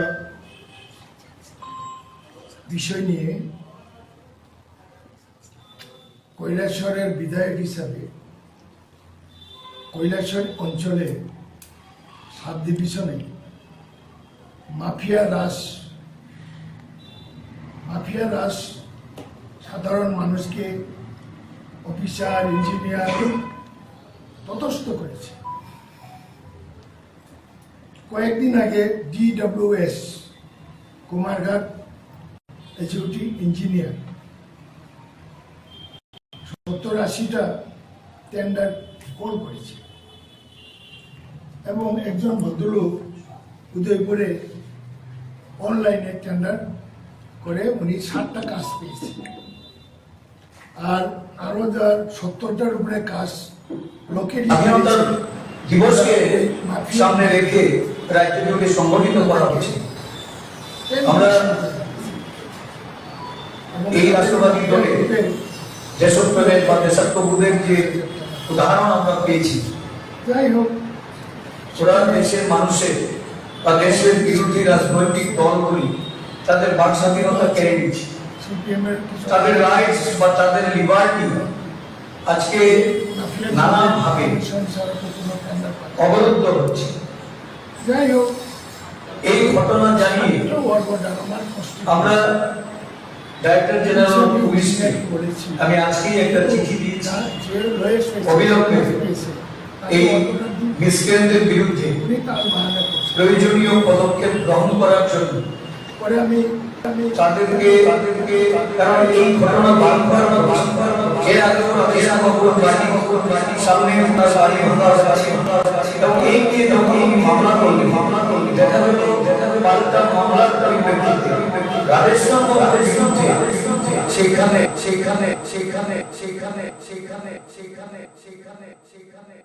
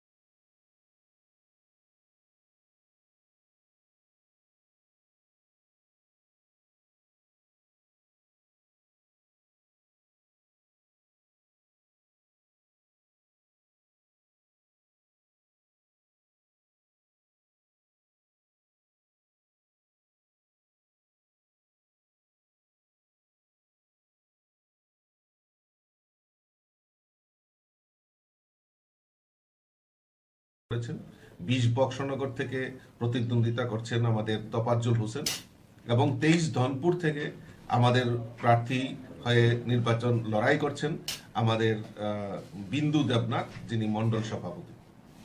আমরা দৃঢ় চিত্তে বলতে পারি এই দুটি কেন্দ্রেই ভারতীয় জনতা পার্টির প্রার্থীরা বিপুল ভোটে জয়যুক্ত হয়ে আমরা মোদিজিকে উপহার হিসাবে দেব, সেই প্রতিজ্ঞা নিয়ে আমরা ঝাঁপিয়ে পড়ছি, কাজ করছি। 1:1 লড়াই হচ্ছে কি? দেখুন, আজকে জোট আর ঘোট যাই হোক না কেন বা 1:1 লড়াই হোক না কেন, আমরা দৃঢ় চিত্তে বলতে পারি 2023-এ এই জোট ঘোটের যে রেজাল্ট আমরা দেখেছি, দীর্ঘ 25 বছর ধরে এই রাজ্যে কমিউনিস্টের শাসন ছিল, আর এই কমিউনিস্টরা আজকে বিরোধী দলের তকমা পর্যন্ত হারিয়েছে। আর যেই কংগ্রেস এত বছর বিরোধিতা করে এই ত্রিপুরা রাজ্যে তার রাজনৈতিক অবস্থান ছিল, আজকে শুধু কয়েকজনের তাদের ব্যক্তিগত রাজনৈতিক চরিত্রকে চরিতার্থ করার জন্য সেই কমিউনিস্টের সঙ্গে আতাত করে 2023 নির্বাচনে লড়াই করেছে, আজকে 2023 তার রেজাল্ট ত্রিপুরা রাজ্যের মানুষ সেটা দেখিয়েছে। তো এই কারণে জোট ভোট যাই হোক বা 1:1 লড়াই হোক না কেন, আমাদের দৃঢ় বিশ্বাস যে আগামী যে আমাদের দুটি বিধানসভা নির্বাচন হচ্ছে, উপনির্বাচন হচ্ছে, সেখানে আমাদের প্রার্থীরাই বিপুল ভোটে জয়ী হবে। কারণ আমাদের রাজ্যে ডাবল ইঞ্জিনের সরকার, কেন্দ্রে নরেন্দ্র মোদীজি সরকার, রাজ্যে আমাদের মুখ্যমন্ত্রী প্রফেসর ডক্টর মানিক সাহাজির নেতৃত্বে যে সরকার, এই সরকার সমাজের প্রত্যেকটা অংশের মানুষের জন্য যে কাজ করছে, তাই দৃঢ়চিত্তে বলতে পারি মানুষ ভারতীয় জনতা পার্টির সঙ্গে রয়েছে, ভারতীয় জনতা পার্টিকে বিশ্বাস করে এবং ভারতীয় জনতা পার্টির সঙ্গে থেকে আগামী দুটি উপনির্বাচনেই ভারতীয় জনতা পার্টির প্রার্থীদেরকে বিপুল ভোটে জয়যুক্ত করে পাঠাবো। অন্য কোনো দলের সাথে কি কথাবার্তা হচ্ছে? না, দেখুন, আমরা তো সিদ্ধান্ত একক সিদ্ধান্ত, আমরা অলরেডি প্রার্থী ঘোষণা হচ্ছি। আর আমাদের জোট রয়েছে, আমাদের আইপিএফটির সভাপতিকেও আমি কথা হয়েছে, আমাদের আইপিএফটির মন্ত্রীও আছেন শুক্লাচরণ নোয়াতিয়া, উনিও আজকে একটা বুথে গিয়ে সেই কর্মসূচিতে অংশগ্রহণ করবেন এবং আমি সভাপতির সঙ্গে কথা বলবো। কালকে নমিনেশন যখন আমরা দিতে যাব তখন ওনারাও যাতে উপস্থিত থাকেন, এবং আমার সঙ্গে অলরেডি কথা হয়েছে যে ওনারাও উপস্থিত থাকবেন, আইপিএফটির তারাও থাকবেন। মথান সঙ্গে কি কোনো কথাবার্তা হয়েছে এই বিষয়ে? দেখুন, এটা উপরের বিষয়, এটা মাননীয় মুখ্যমন্ত্রী রয়েছেন, আমাদের নর্থ ইস্টের কোঅর্ডিনেটর রয়েছেন, আমার প্রভারী রয়েছেন, ওনারা কথা বলছেন, ওনারা আলোচনা করছেন। কিন্তু এই মুহূর্তে আমার কাছে যেটা সবচেয়ে বড় জিনিস, যেটা হলো আমরা আমাদের প্রার্থী, দলীয় প্রার্থী ঘোষণা হয়েছে, আমরা দলীয় প্রার্থীর সমর্থনে আমরা অলরেডি সাংগঠনিক কাজ আমরা শুরু করে দিয়েছি। আগামীকালকে কিভাবে নমিনেশন দেওয়া হবে? দেখুন, আগামীকালকে আমরা এখনই আমি আমার অফিস বেয়ারার এবং তাদের সঙ্গে আমি কথা বলছি, মোর্চার প্রতিনিধি তারাও আছেন, মাননীয় মুখ্যমন্ত্রীর সঙ্গে একটু আগে আমার কথা হয়েছে। আমরা আগামীকালকে সোনামুড়াতেই দুটি আসনেই সেখানে নমিনেশন আমরা জমা দেব। সেখানে উপস্থিত থাকবেন আমাদের রাজ্যের মুখ্যমন্ত্রী প্রফেসর ডক্টর মানিক সাহাজি, কেন্দ্রীয় মন্ত্রী, এমপি এবং আমাদের রাজ্যের সমস্ত মন্ত্রী। দেখুন, আমরা সবাই অবগত রয়েছি যে আগামী 5ই সেপ্টেম্বর আমাদের এই ত্রিপুরা রাজ্যে 20 বক্সনগর এবং 23 ধনপুর কেন্দ্রে আমাদের আমাদের আমাদের আমাদের আমাদের আমাদের আমাদের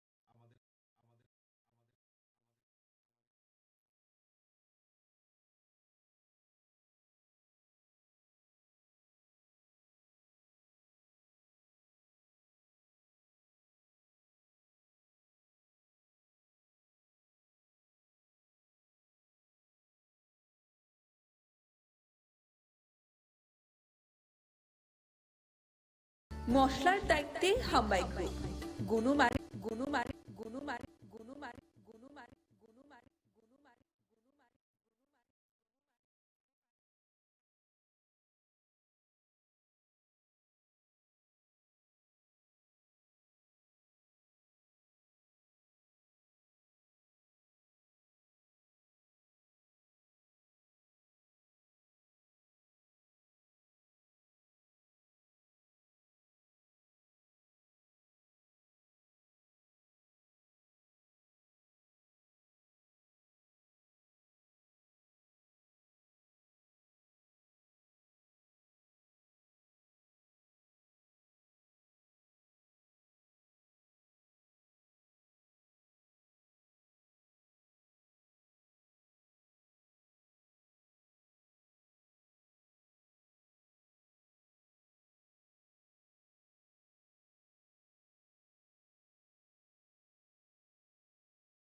মশলার দায়িত্বে হাম্বাই গ্রুপ। গুণমানে সেরা, রান্নার ভরসা, হাম্বাই গুরু মশলা। সম্পূর্ণ প্রাকৃতিক, অপার গুণ ও উপকারিতায় পরিপূর্ণ হাম্বাই গুরু মশলা। যদি কেমিক্যাল ফ্রি, কালার ফ্রি, প্রকৃত স্বাদের মশলা মশলা মশলা মশলা মশলা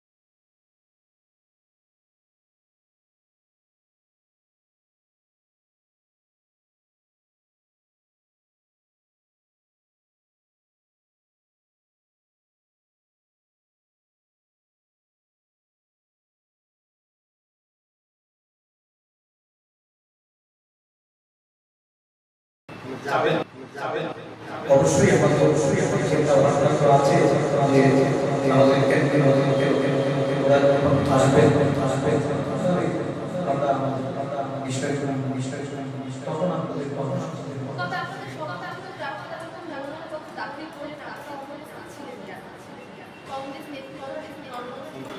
দেখুন বিষয়টা তো সেটা তো আমরা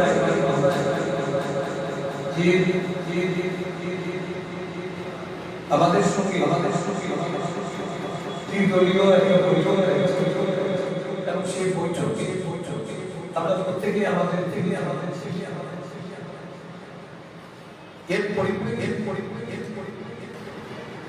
সুনির্দিষ্টভাবে যখন আমাদের কিছু জানানো এবং এই নিয়ে আমাদের দলের মধ্যেও আমরা আবিষ্কার স্বাভাবিকভাবে আজকের দিনে আমার মনে হয় না উত্তর দেওয়ার প্রয়োজন আছে যে আপনার কেন চাই আমি আগেই বলছি আমাদের আলোচনা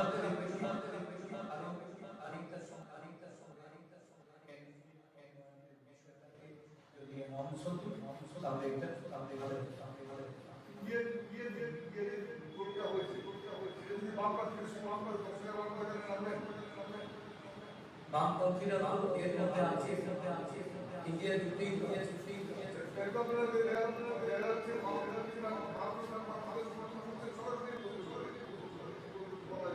আমি তো আপনাকে বারবারই বলছি ইন্ডিয়া জুটি শক্তিশালী করা ইন্ডিয়া জুটি শক্তিশালী করা আমাদের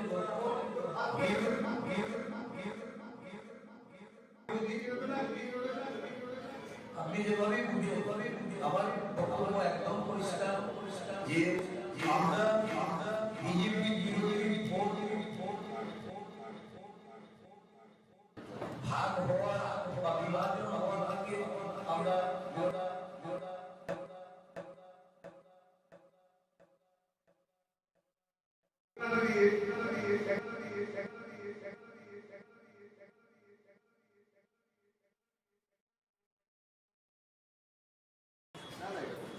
কথাটা হলো যে এটা আপনার বিজেপি কতটা শান্তিতে থাকবে এটা ভবিষ্যৎ আমরা বিজেপিকে আহ্বান করতে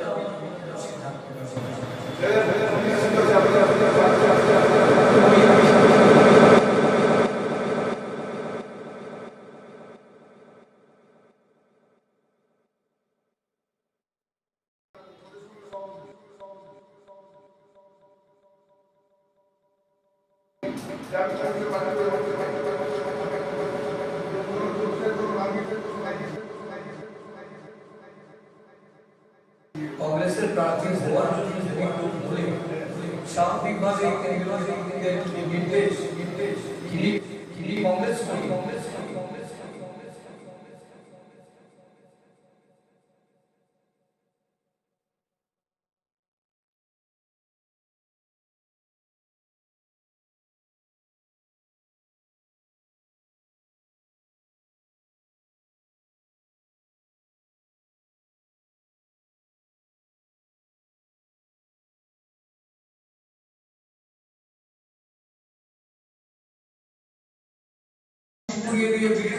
দলের বা কংগ্রেস আমাদের যে সাংগঠনিক এই পদক্ষেপকে উঠে দেওয়া মুখ্যমন্ত্রী বলে আমরা এই বিষয়টি বারবার নিয়েছি বিধানসভায় দাঁড়িয়েও এই কথাই বলেছেন যে এই বিষয়টি দিয়ে ভাববেন বা দেখবেন কিন্তু দেখা গেছে এটা লাগাতেও বন্ধ হচ্ছে এখন এই বিষয়ে আমরা দলীয়ভাবে সিদ্ধান্ত নেব এবং এটা কিভাবে প্রতিরোধ করা যায় তার জন্য আমরা পদক্ষেপ করব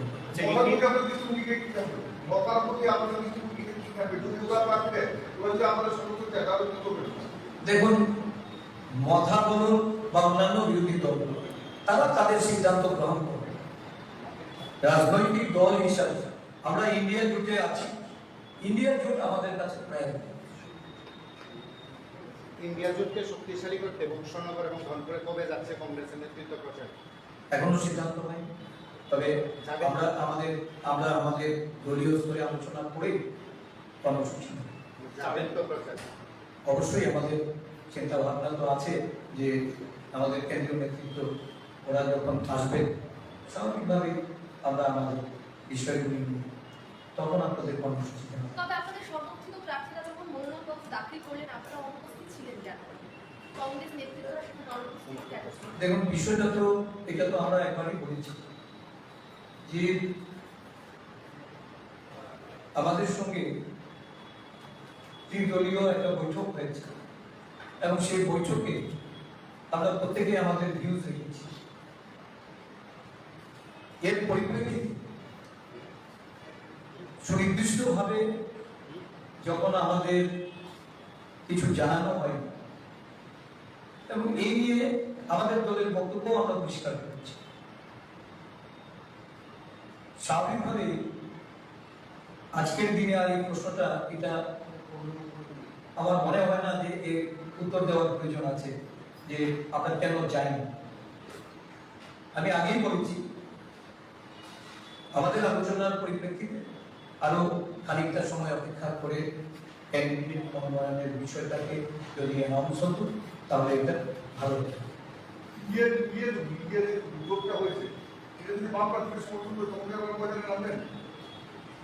বামপন্থীরা তো এর মধ্যে আছে, ইন্ডিয়া জুটেই তো আছে।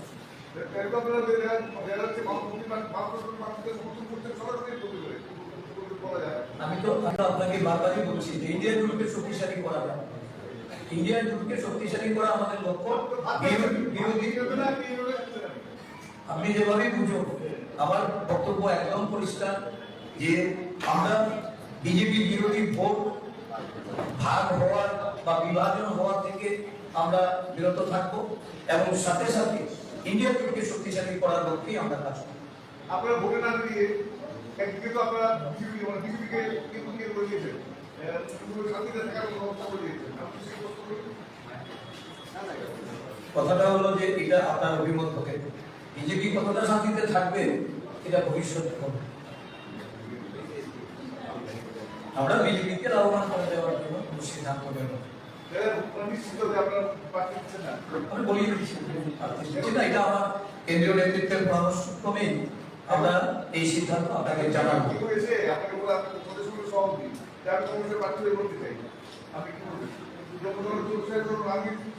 কংগ্রেসের প্রার্থী হওয়ার জন্য যদি কেউ বলে স্বাভাবিকভাবে কেন্দ্রীয় নেতৃত্বের যে নির্দেশ যিনি কংগ্রেস করবেন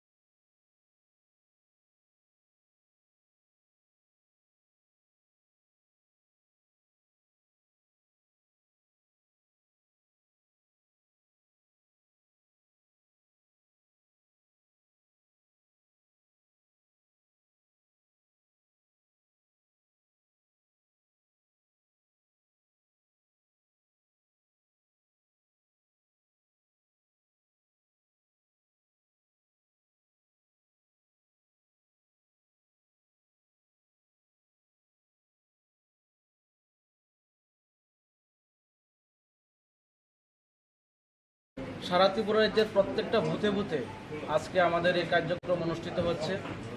যে অটল বিহারী বাজপেয়ীজি ভারতবর্ষের কোটি কোটি ভারতীয় জনতা পার্টির কর্মীদের প্রেরণার স্রোত, কোনো এক সময় সারা বিশ্বকে যিনি নেতৃত্ব দিয়েছিলেন, তিনবার প্রধানমন্ত্রী হয়েছেন। প্রথম 13 দিনের প্রধানমন্ত্রী, তারপর 13 মাসের প্রধানমন্ত্রী, তারপর পূর্ণকালীন প্রধানমন্ত্রী উনি হয়েছেন এবং ভারতবর্ষকে একটি সঠিক দিশা দেখিয়েছিলেন এবং অর্থনৈতিকভাবে, সামাজিকভাবে সমস্ত দিক থেকে ভারতবর্ষের আর্থিক বুনিয়াদকে সশক্তিকরণের ক্ষেত্রে অটল বিহারী বাজপেয়ীজির একটা অভূতপূর্ব অবদান ছিল। এবং সেই অটল বিহারী বাজপেয়ীজির দীর্ঘ রাজনৈতিক জীবনে উনি অনেক দায়িত্ব পালন করেছেন, ভারতীয় জনতা পার্টির সভাপতি থেকে শুরু করে। এবং 1980 সালে যখন ভারতীয় জনতা পার্টির নতুন দল হিসেবে ভারতীয় জনসংঘ থেকে ভারতীয় জনতা পার্টি প্রতিষ্ঠিত হয়েছিল, প্রথম যিনি সভাপতি হয়েছিলেন ভারতীয় জনতা পার্টির, উনি অটল বিহারী বাজপেয়ীজি। উনি 1977 সালে যে জনতা সরকার গঠিত হয়েছিল, সেই জনতা সরকারেরও উনি বিদেশমন্ত্রী ছিলেন। এরকম জনসংঘ থেকে শুরু করে উনি ভারতীয় জনতা পার্টিকে ধীরে ধীরে জনসংঘ থেকে ভারতীয় জনতা পার্টি, তারপর ভারতীয় জনতা পার্টির ডেভেলপমেন্টের প্রত্যেকটা ক্ষেত্রে উনি ব্যাপক দেখেছেন। এবং ওনার স্মৃতি আমরা আমাদের ভারতীয় জনতা পার্টির কর্মীরা হৃদয়ে আমরা রাখি এবং ওনার আদর্শকে পথেয় করে সমস্ত ভারতীয় জনতা পার্টির কর্মীরা ভারতীয় জনতা পার্টিতে কাজ করছেন। ধন্যবাদ। ভাই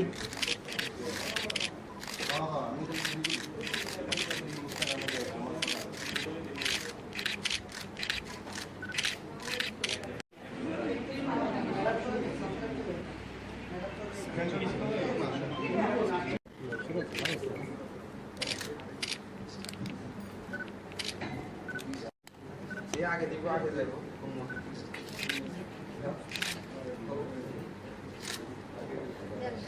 না না ভাই,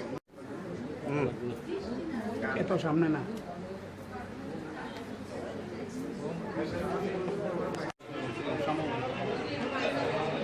তাহলে আপনারা কি করেন, খেলাটা কি খেলা হচ্ছে না না একটা রাজনৈতিক সময়ের খেলা হচ্ছে?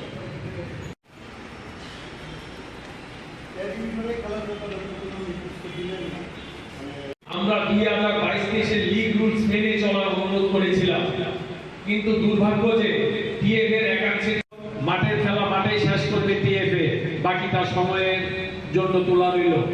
এবারও আমরা প্রথম থেকে দেখছি, যেদিন খেলাটা মাঠে গন্ডগোল হলো সেদিন থেকে লক্ষ্য করেছি, আপনারা তো বহু পুরানো সাংবাদিক এখানে আছেন, যারা সিনিয়র আছে তারা জানবেন এমন ঘটনা টিএফ এ আর কোনোদিন হয়েছে কিনা। এটা আমাদের কাছে যতটুকু খবর আছে, টিএফ এর একটা চক্র যেটা এই ব্যাপারটাকে লিক্সাপ কমিটি শেষকরণের কথা আইনে বলে 3 কপি দিতে লাগে, 500 টাকা দিয়ে প্রটেস্ট করতে লাগে। ওয়ারেস জুয়েলস 3 কপি দেয়নি এবং লিক্সাপ কমিটি অপোজিট টিমকে একটা কপি দিতে লাগে। অদ্যবধি আমাদের কোনো টিমকে কোনো মানে কপি দেয়নি, প্রটেস্টের কপি। কি প্রটেস্ট হয়েছে সেটাও আমরা কিন্তু সেদিন জানতে পারি না। যাই হোক, এটা লিক্সাপ কমিটি শেষকরণের কথা, কিন্তু লিক্সাপ কমিটি এটা গভর্নিং বডিতে পাঠিয়েছে, সেটা একটা নজিরবিহীন ঘটনা। তো সেই জিনিসটার জন্য আমাদের এখানে একটা সন্দেহ হয়েছে যে এটার মধ্যে একটা চক্র আছে, যেটা নাকি এই জিনিসটাকে ঘোরাতে করেছে বা করার চেষ্টা করছে এখনো। তার জন্য আমরা এইভাবে দিয়েছি, আমরা ক্লিয়ার কাট বলেছি, যা বলার মানে পেছনের দরজা দিয়ে কিছু বলার পক্ষে না, যা বলার ওপেন সামনে বলেছি। আমরা মনে করি এখন না, এগিয়ে জনসংঘ কোনো রাজনৈতিক দলের পক্ষে বা বিপক্ষে নয়। এগিয়ে জনসংঘ স্টেজ ফরওয়ার্ড চলে বা তারা আছে কিনা এটা আমরা জানি না, আমরা এই ব্যাপারে আমাদের নজরে নেই। আমরা বিশ্বাস করি টিএফ এ এগিয়ে জনসংঘ আমরা একসঙ্গে চলবো, টিএফ এর স্বার্থে কাজ করবো। আমরা টিএফ এর সুনাম হোক আমরা চাই, কিন্তু ওরা কোন লাইনে চলছে এটা আমাদের জানি না। প্রথম থেকে দেখছি, যেদিন খেলাটা মাঠে গন্ডগোল হলো সেদিন থেকে লক্ষ্য করেছি, আপনারা তো বহু পুরানো সাংবাদিক এখানে আছেন, যারা সিনিয়র আছেন তারা জানবেন এমন ঘটনা টিএফ এ আর কোনোদিন হয়েছে কিনা। এটা আমাদের কাছে যতটুকু খবর আছে, টিএফ এর একটা চক্র যেটা এই ব্যাপারটাকে লিক্সাপ কমিটি শেষ করণের কথা আইনে বলে 3 কোটি দিতে লাগে, 500 টাকা দিয়ে প্রটেস্ট করতে লাগে। ওয়ারেস জুয়েলস 3 কোটি দেয়নি এবং লিক্সাপ কমিটি অপোজিট টিমকে একটা কপি দিতে লাগে। অদ্যবধি আমাদের কোনো টিমকে কোনো মানে কপি দেয়নি, প্রটেস্টের কপি। কি প্রটেস্ট হয়েছে সেটাও আমরা কিন্তু সেদিন জানতে পারিনি। যাই হোক, এটা লিক্সাপ কমিটি শেষ করণের কথা, কিন্তু লিক্সাপ কমিটি এটা গভর্নিং বডিতে পাঠিয়েছে। সেটা একটা নজিরবিহীন ঘটনা। তো সেই জিনিসটার জন্য আমাদের এখানে একটা সন্দেহ হয়েছে যে এটার মধ্যে একটা চক্র আছে, যেটা নাকি এই জিনিসটাকে ঘোলাটে করেছে বা করার চেষ্টা করছে এখনো। তার জন্য আমরা এইভাবে নিয়েছি। আমরা ক্লিয়ার কাট বলেছি, যা বলার মানে পেছনের দরজা দিয়ে কিছু বলার পক্ষে না, যা বলার ওপেন সামনে বলেছি। আমরা মনে করি এখন না, এগিয়ে জনসংঘ কোনো রাজনৈতিক দলের পক্ষে বা বিপক্ষে নয়। এগিয়ে জনসংঘ স্টেজ ফরওয়ার্ড চলে বা তারা আছে কিনা এটা আমরা জানি না। আমরা এই ব্যাপারে আমাদের নজর নেই। আমরা বিশ্বাস করি পিএফএ, এগিয়ে জনসংঘ, আমরা একসঙ্গে চলবো, পিএফ এর সাথে কাজ করবো। আমরা পিএফ এর সুনাম হোক আমরা চাই, কিন্তু ওরা কোন লাইনে চলছে এটা আমাদের জানা নেই। চাই কিন্তু পিএফ এর একটা অংশ আমাদের সঙ্গে যেভাবে বৈরিতার মনোভাব নিয়ে চলছে তার পুরা বিরোধী আমরা। কারণ এগিয়ে জনসংঘ শুধু ফুটবল সদস্য না, এগিয়ে চলো ফুটবলের উপর নির্ভর না, এগিয়ে চলো রাজ্যের ফুটবল প্রেমীদের স্বার্থে ভালো ফুটবল করার লক্ষ্যে কাজ করে, খেলাধুলার স্বার্থে কাজ করে। শুধু ফুটবল না, ক্রিকেট থেকে আরম্ভ করে প্রত্যেক খেলাতেই আমরা অংশগ্রহণ করি, সবকিছুতেই আছি। কিন্তু টিএফএ যে মানসিকতা নিয়ে চলছে, টিএফএ যে অবৈধ কাজগুলি করছে, সেই ব্যাপারে আমরা ওনাকে সতর্ক করেছি, বোঝানোর চেষ্টা করেছি। কিন্তু ওনাদের থেকে আমরা সেই যেটা সম্মানজনক কোনো উত্তর আমরা পাইনি। আমরা টিএফএ লিগ রুলস মেনে খেলা করেছি।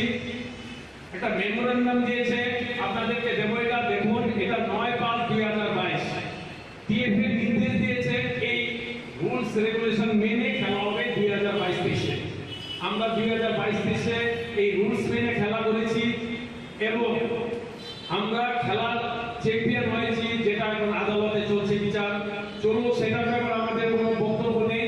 কিন্তু TFA after 5 month governing body meeting করে জানালো যে এবার কোনো টিম নামবে না এ ডিভিশন থেকে বি ডিভিশনে। কিন্তু লিগ রুলসে স্পষ্ট লেখা আছে টিএফএ থেকে বি ডিভিশনে কোন টিমটা নামবে, এটা পুরো ইন্ডিকেট করা আছে। আপনাদের আমরা প্রত্যেক একটা কপি দেব, দেখুন এখানে 9 বি, এখানে স্পষ্ট লেখা আছে যে একটা টিম নিচে নামবে। সেই অবৈধ কাজটা যাতে না করে আমরা তাদের অনুরোধ করেছি ফুটবলের সাথে। মাঝপথে যদি কেউ একটা আইনি মোকদ্দমায় একটা জড়িয়ে যায় টিএফএ, তাহলে আমাদের ক্ষতি হবে। শুধু আমাদের না, প্রত্যেকটি ক্লাব বা সঙ্গের ক্ষতি হবে। আমাদের বক্তব্যটা শুধু এগিয়ে চলো সঙ্গের না, আমাদের এই বক্তব্যটা কিন্তু প্রত্যেকটা ক্লাবের পক্ষে আমরা বলছি যে দেখুন, প্রত্যেকটা ক্লাবের কিন্তু এই দাবিটা কেউ হয়তো প্রকাশ্যে বলছে না, আমরা প্রকাশ্যে বলছি যে না, এই অবৈধ কাজটা থেকে আপনারা বিরত থাকুন। আপনাদের কাছে আমাদের অনুরোধ, আমাদের অন্য কোনো কিছু না। আইনি ঝামেলা যেটা চ্যাম্পিয়ন হওয়ার, এটা কোর্ট একটা কোর্ট ব্যবস্থা করবে, সেই ব্যাপারে আমাদের কিছু নাই। যদিও এটার জন্য আপনারাই দায়ী, আপনারা সুযোগ করে দিয়েছেন একটা ক্লাবকে যাওয়ার জন্য। আরেকটা ব্যাপার হলো টিএফএ গভর্নিং বডির না, এক্সিকিউটিভ কমিটির মেম্বার, সে টিএফএর এগেইনস্টে, গভর্নিং বডির এগেইনস্টে কেস করলো একটা সিদ্ধান্তের বিরুদ্ধে। আরেকটা সিদ্ধান্ত যেটা গভর্নিং বডি নিল, অবৈধ সিদ্ধান্ত যে টিএফএ এবার কোনো টিম নেবে না, সেইটার ব্যাপারে একটা শব্দ নেই। সেই ব্যাপারে এই বিচারিতার ব্যাপারে আমরা বহু দুঃখিত যে আইনের বিরুদ্ধে আমরা না, আমরা আইনের পক্ষে। আমরা চাই টিএফএ সেই ভুল সংশোধন করে পুনরায় তার আগের স্থানে, যেটা আমাকে দিয়েছে 2022-23-এ যে লিগ রুলস দিয়েছেন মাননীয় সম্পাদক ত্রিপুরা ফুটবল অ্যাসোসিয়েশন, সেটা ফলো করুক। এটা যদি ডিনাই করে ভবিষ্যতে আমরা আতঙ্কিত থাকবো। 23-24-এ ওনারা আবার করতে পারে 5 মাস 6 মাস পরে, এটার কোনো সিকিউরিটি বা গ্যারান্টি নেই। আমরা টিএফএর আন্ডারে একটা প্রতিনিধি এগিয়ে চলো সংঘ এফিলিয়েটেড টিম আমরা চাই। এগিয়ে চলো সংঘ রেজিস্টার্ড বা আমরা চাই PFA আইন মেনে চলো এবং ফুটবলের সাথে আমরা কাজ করব। আপনাদের যদি কারো কোনো প্রশ্ন থাকে আপনারা করতে পারেন, যদি আপনাদের কিছু জানার থাকে আপনারা কাইন্ডলি বলবেন। আপনাদের আমরা একটা মাউন্ট পিস দিচ্ছি। সাংবাদিক সম্মানের উপস্থিত সাংবাদিক বন্ধুদের ধন্যবাদ জানাই। অল্প সময়ের মধ্যে আমাদের তাহলে আপনারা কি করেন, খেলাটা কি খেলা হচ্ছে না না একটা রাজনৈতিক সুযোগে খেলা হচ্ছে? আমরা মাঠের খেলা মাঠেই শেষ। মশলার দায়িত্বে হাম্বাই গ্রুপ, গুণমানে সেরা, রান্নার ভরসা। হাম্বাই গুরু মশলা সম্পূর্ণ প্রাকৃতিক, অপার গুণ ও উপকারিতায় পরিপূর্ণ। হাম্বাই গুরু মশলা। যদি কেমিক্যাল ফ্রি, কালার ফ্রি, প্রকৃত স্বাদের মশলা খেতে চান তবে আপনার রান্নাঘরে চাই হাম্বাই গুরু মশলা। রান্নায় শুধুমাত্র তোমাকেই চাই হাম্বাই গুরু মশলা।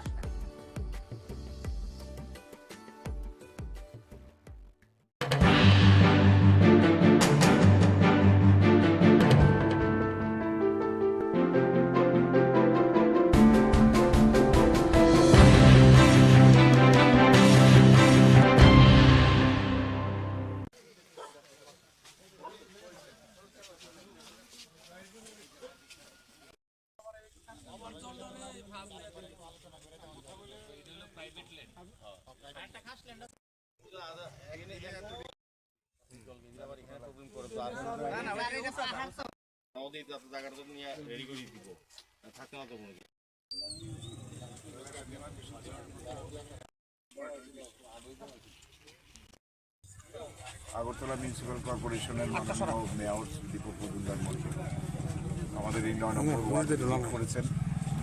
এটা আসলে দীর্ঘদিন ধরে অবহেলিত এবং পরিকল্পনাবিহীনভাবে সবচেয়ে বড় সমস্যা। আমি 3 বছর ধরে চেষ্টা করছি সেটা হচ্ছে রেশমবাগান থেকে খয়পুর পর্যন্ত রাস্তার ডান বাম কোনো দিকেই কোনো ড্রেন নেই। এই জল নিকাশি ব্যবস্থা না থাকার ফলে এই সমস্ত সাইডে আরও নতুন বাড়িঘর হয়েছে, অনেকে জমি জমা বিক্রি করে দিয়েছে। আপনারা দেখতেই পাচ্ছেন চারিদিকে বড় বড় বিল্ডিং হয়েছে, যার জন্য জলগুলো বিভিন্ন জায়গায় লকড হয়ে যাচ্ছে, বের হওয়ার রাস্তা নেই। 9 নম্বর পাশে 10 নম্বরেরও কিছু সমস্যা এগুলো মেয়র সাহেব দেখেছেন। একসঙ্গে তো সব করা যাবে না, এখন প্রায়োরিটি ওয়াইজ ছোট ছোট যেগুলো রাস্তা বা ড্রেন আছে উনি বলছেন সেগুলোর কাজগুলো ধরবেন।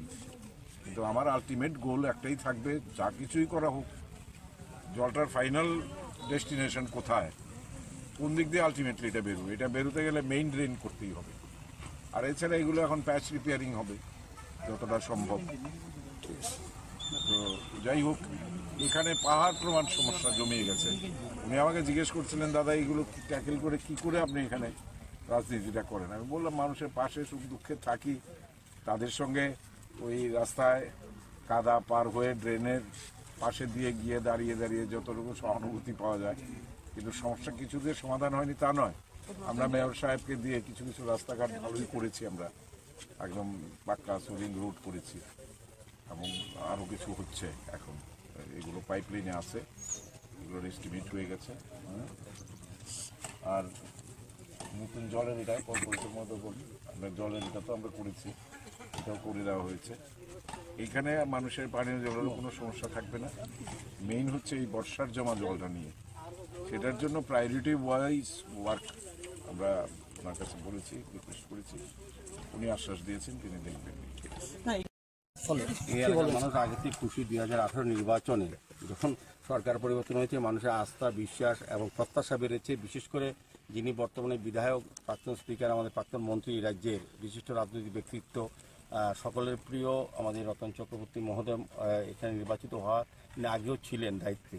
কাজেই এমনি মানুষের বিশ্বাস বেড়েছে, খুশিও হয়েছেন। আর সার্বিকভাবে আজকে আগরতলা পৌরনগরের বিভিন্ন ওয়ার্ড আমি পরিদর্শন করি আমাদের সমস্ত আধিকারিকদের নিয়ে এবং কোপারের সঙ্গে থাকেন। আমাদের উত্তমবাবু আমাকে বলেছেন, বিশেষ করে মাননীয় বিধায়ক যিনি, উনি আমার মানে বলবো বহুদিনের সম্মানের জায়গায় উনি থাকেন। ওনার চিন্তা দিশাতে আমি রাজনীতি বলুন আর সমাজ সবটাই করি। তা উনিও বলেছেন ওনার এলাকার কিছু কিছু সমস্যা, বিশেষ করে সামান্য বৃষ্টিতেই দীর্ঘ 25 বছর যারা রাজত্ব করেছেন বা এই এলাকার লোককে যারা ঠকিয়েছেন, আমি বলবো সেইভাবেই যে তাদের বিশ্বাসকে নিয়ে তারা কাজ করেননি। আজকে যখন এই ওয়ার্ডে 9 নম্বর উত্তমবাবুর ওয়ার্ডে আমি যখন ঘুরলাম আমার মাননীয় বিধায়ক সহ, দেখলাম প্রতি জায়গাতেই কিন্তু সমস্যা প্রচুর। 25 বছর পবিত্রবাবুরা কী করেছে? টাকা লুটেছে, পরিষ্কার সব। আমাদের সরকার আসার পর আমাদের বিজেপি নীতি সরকার সারা রাজ্যের সহিত শহরের কিন্তু আমরা কাজ করা শুরু করেছি। মাননীয় বিধায়ক, ওনার বিধায়ক তহবিল থেকে বা বিভিন্ন দপ্তর থেকে, শুধু আগরতলা পৌর নিগম নয়, স্মার্ট সিটি, তারপর আবার নগরায়ণ দপ্তর, পূর্ত দপ্তর, সমস্ত দপ্তর থেকে উনি ফান্ড এনে এই এলাকার উন্নয়নের সার্বিক চেষ্টা করছেন। কিন্তু এত বড় সমস্যা, সেগুলি সময় দিতে হবে। আমাদের কর্পোরেশন আমরা দায়িত্ব পেয়েছি মাত্র 1.5 বছর। আমাদের সরকার হয়েছে 5 বছর 5 মাস, এর মধ্যে 2 বছর কোভিড ছিল।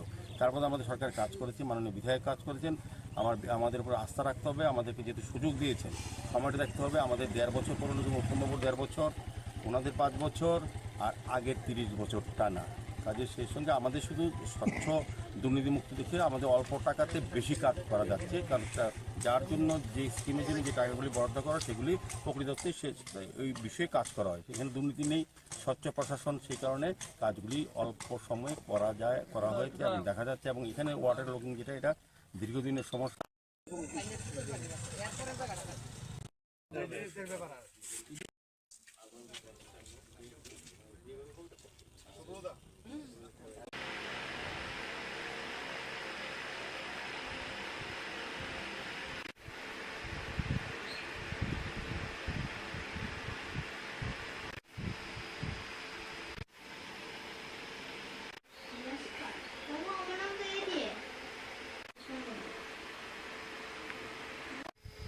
প্রত্যেক বছরের মতো এই বছরও আলোহা ইন্টারন্যাশনাল কম্পিটিশন হয়েছে মালয়েশিয়াতে। এই বছরও 42টা কান্ট্রি থেকে পার্টিসিপেট করেছে। আর এর মধ্যে আমাদের ভারত থেকে 34 জন গেছে, আর আমাদের ত্রিপুরা থেকে 10 জন। এর মধ্যে আমি আর আমার ভাই 3 মিনিটে অঙ্ক করে ফার্স্ট রানার আপ হয়েছে, আর আমি 3 মিনিট অঙ্ক করে গ্র্যান্ড চ্যাম্পিয়ন হয়েছি। আশা করি আগামী দিনও এই ধরনের কম্পিটিশনে যোগদান করে রাজ্য এবং দেশের নাম উজ্জ্বল করব। আপনার নাম? দিশা মজুমদার। কোন জায়গায় বাড়ি? ক্যাম্পের বাজার। কোন ক্লাসে পড়েন? ক্লাস 8। মশলার দায়িত্বে হাম্বাই গ্রুপ, গুণমানে সেরা, রান্নার ভরসা। হাম্বাই গুরু মশলা সম্পূর্ণ প্রাকৃতিক, অপার গুণ ও উপকারিতায় পরিপূর্ণ। হাম্বাই গুরু মশলা। যদি কেমিক্যাল ফ্রি, কালার ফ্রি, প্রকৃত স্বাদের মশলা খেতে চান, তবে আপনার রান্নাঘরে চাই হাম্বাই গুরু মশলা। রান্নায় শুধুমাত্র তোমাকেই চাই হাম্বাই গুরু মশলা।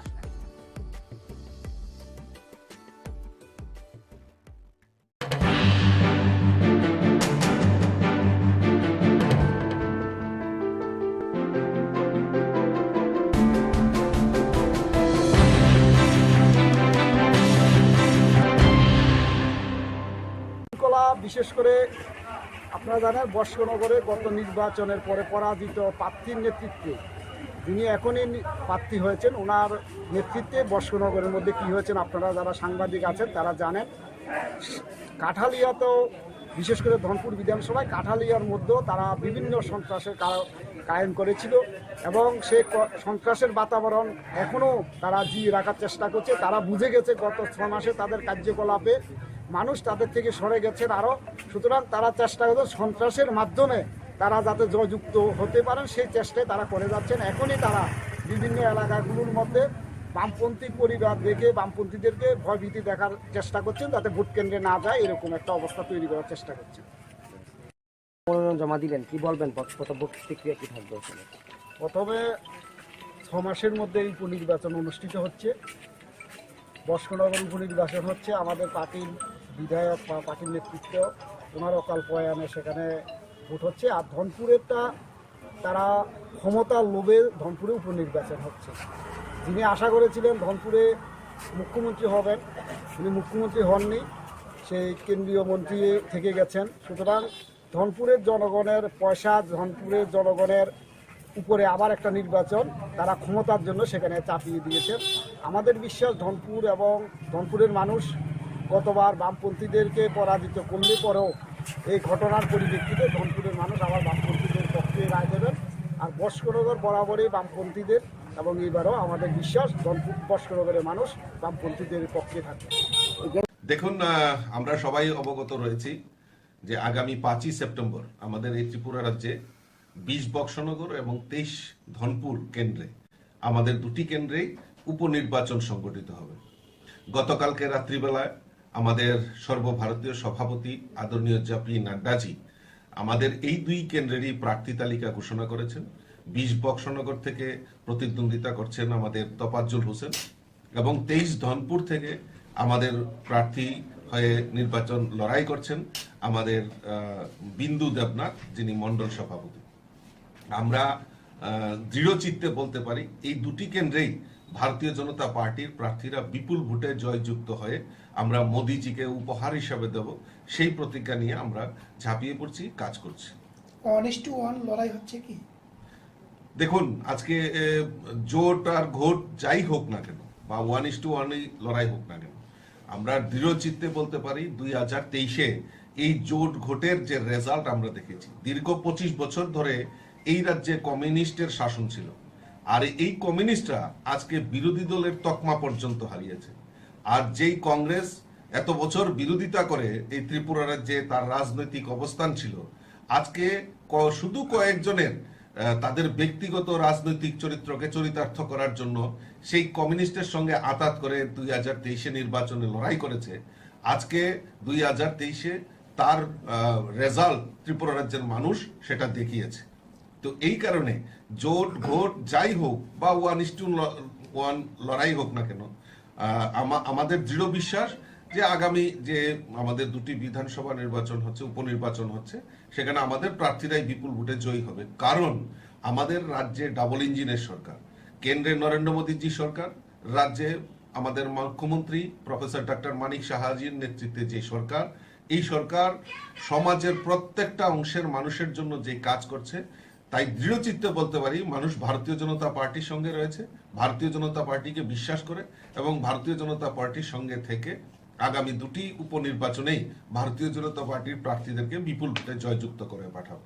অন্য কোনো দলের সাথে কি কথাবার্তা হচ্ছে? না, দেখুন, আমরা তো সিদ্ধান্ত একক সিদ্ধান্ত, আমরা অলরেডি প্রার্থী ঘোষণা হচ্ছি। আর আমাদের জোট রয়েছে, আমাদের আইপিএফটির সভাপতিকেও আমি কথা হয়েছে, আমাদের আইপিএফটির মন্ত্রীও আছেন শুক্লাচরণ নোয়াতিয়া, উনিও আজকে একটা বুথে গিয়ে সেই কর্মসূচিতে অংশগ্রহণ করবেন এবং আমি সভাপতির সঙ্গে কথা বলবো। কালকে নমিনেশন যখন আমরা দিতে যাব তখন ওনারাও যাতে উপস্থিত থাকেন এবং আমার সঙ্গে অলরেডি কথা হয়েছে যে ওনারাও উপস্থিত থাকবেন, আইপিএফটির তারাও থাকবেন। মথান সঙ্গে কি কোনো কথাবার্তা হয়েছে এই বিষয়ে? দেখুন, এটা উপরের বিষয়, এটা মাননীয় মুখ্যমন্ত্রী রয়েছেন, আমাদের নর্থ ইস্টের কোঅর্ডিনেটর রয়েছেন, আমার প্রভারী রয়েছেন, ওনারা কথা বলছেন, ওনারা আলোচনা করছেন। কিন্তু এই মুহূর্তে আমার কাছে যেটা সবচেয়ে বড় জিনিস, যেটা হলো আমরা আমাদের প্রার্থী, দলীয় প্রার্থী ঘোষণা হয়েছে, আমরা দলীয় প্রার্থীর সমর্থনে আমরা অলরেডি সাংগঠনিক কাজ আমরা শুরু করে দিয়েছি। আগামীকালকে কিভাবে নমিনেশন দেওয়া হবে? দেখুন, আগামীকালকে আমরা এখনই আমি আমার অফিস বেয়ারার এবং তাদের সঙ্গে আমি কথা বলছি, মোর্চার প্রতিনিধি তারাও আছেন, মাননীয় মুখ্যমন্ত্রীর সঙ্গে একটু আগে আমার কথা হয়েছে। আমরা আগামীকালকে সুনামুরাতেই দুটি আসনেই সেখানে নমিনেশন আমরা জমা দেব। সেখানে উপস্থিত থাকবেন আমাদের রাজ্যের মুখ্যমন্ত্রী প্রফেসর ডক্টর মানিক সাহাজি, কেন্দ্রীয় মন্ত্রী, এমপি এবং আমাদের রাজ্যের সমস্ত মন্ত্র পরিষদের সদস্য থেকে শুরু করে আমাদের রাজ্যের নেতৃত্ব, মোর্চার নেতৃত্ব, সকলে মিলে আগামীকালকে আমরা নমিনেশন সাবমিশনে আমরা উপস্থিত থাকব। জয় নিয়ে কতটুকু আশাবাদী? আর যেহেতু গতবার যে বিধানসভা হয়েছিল সেখানে বক্সনগরের হারের মুখ দেখতে হয়েছিল, কি মনে করছেন? দেখুন, ধনপুর সিট তো আমরা অলরেডি 2023-এ আমরা সেখানে নির্বাচিত হয়েছিল আমাদের প্রার্থী প্রতিমা ভূমি। তো ধনপুরের স্থিতি আমাদের সব ঠিক রয়েছে এবং বক্সনগরেও আমরা 2018 এবং 2019-এ 2018-তে বিধানসভা নির্বাচন, 2019-এ আমাদের যে লোকসভা নির্বাচন এবং পরবর্তীতে 2023-এ আমাদের সেখানে যে ভোট রয়েছে মাত্র অল্প মার্জিনে সেখানে আমরা পরাজিত হয়েছি।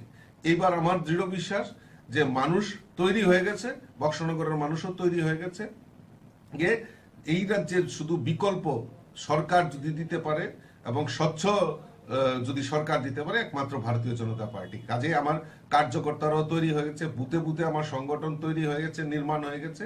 আজকে টোটাল আমরা 110টা বুথে, ধনপুরে আমাদের 59টি বুথ এবং আমাদের বক্সনগরে 51টি বুথ রয়েছে। এই টোটাল 110টা বুথে আমরা একযোগে আজকে বিকাল 3টা থেকে আমাদের সেখানে বিধায়ক বিধায়িকা, মিনিস্টার, আমাদের রাজ্য নেতৃত্ব, মোর্চা নেতৃত্ব সকলে মিলে একযোগে আমরা সমস্ত 110টা বুথে থেকে আমাদের কর্মসূচি এবং এই নির্বাচনকে সামনে রেখে প্রচার অভিযান আমরা শুরুয়াত করতে যাচ্ছি। মশলার দায়িত্বে হাম্বাই গ্রুপ, গুণমানে সেরা, রান্নার ভরসা। হাম্বাই গুরু মশলা সম্পূর্ণ প্রাকৃতিক, অপার গুণ ও উপকারিতায় পরিপূর্ণ। হাম্বাই গুরু মশলা। যদি কেমিক্যাল ফ্রি, কালার ফ্রি, প্রকৃত স্বাদের মশলা খেতে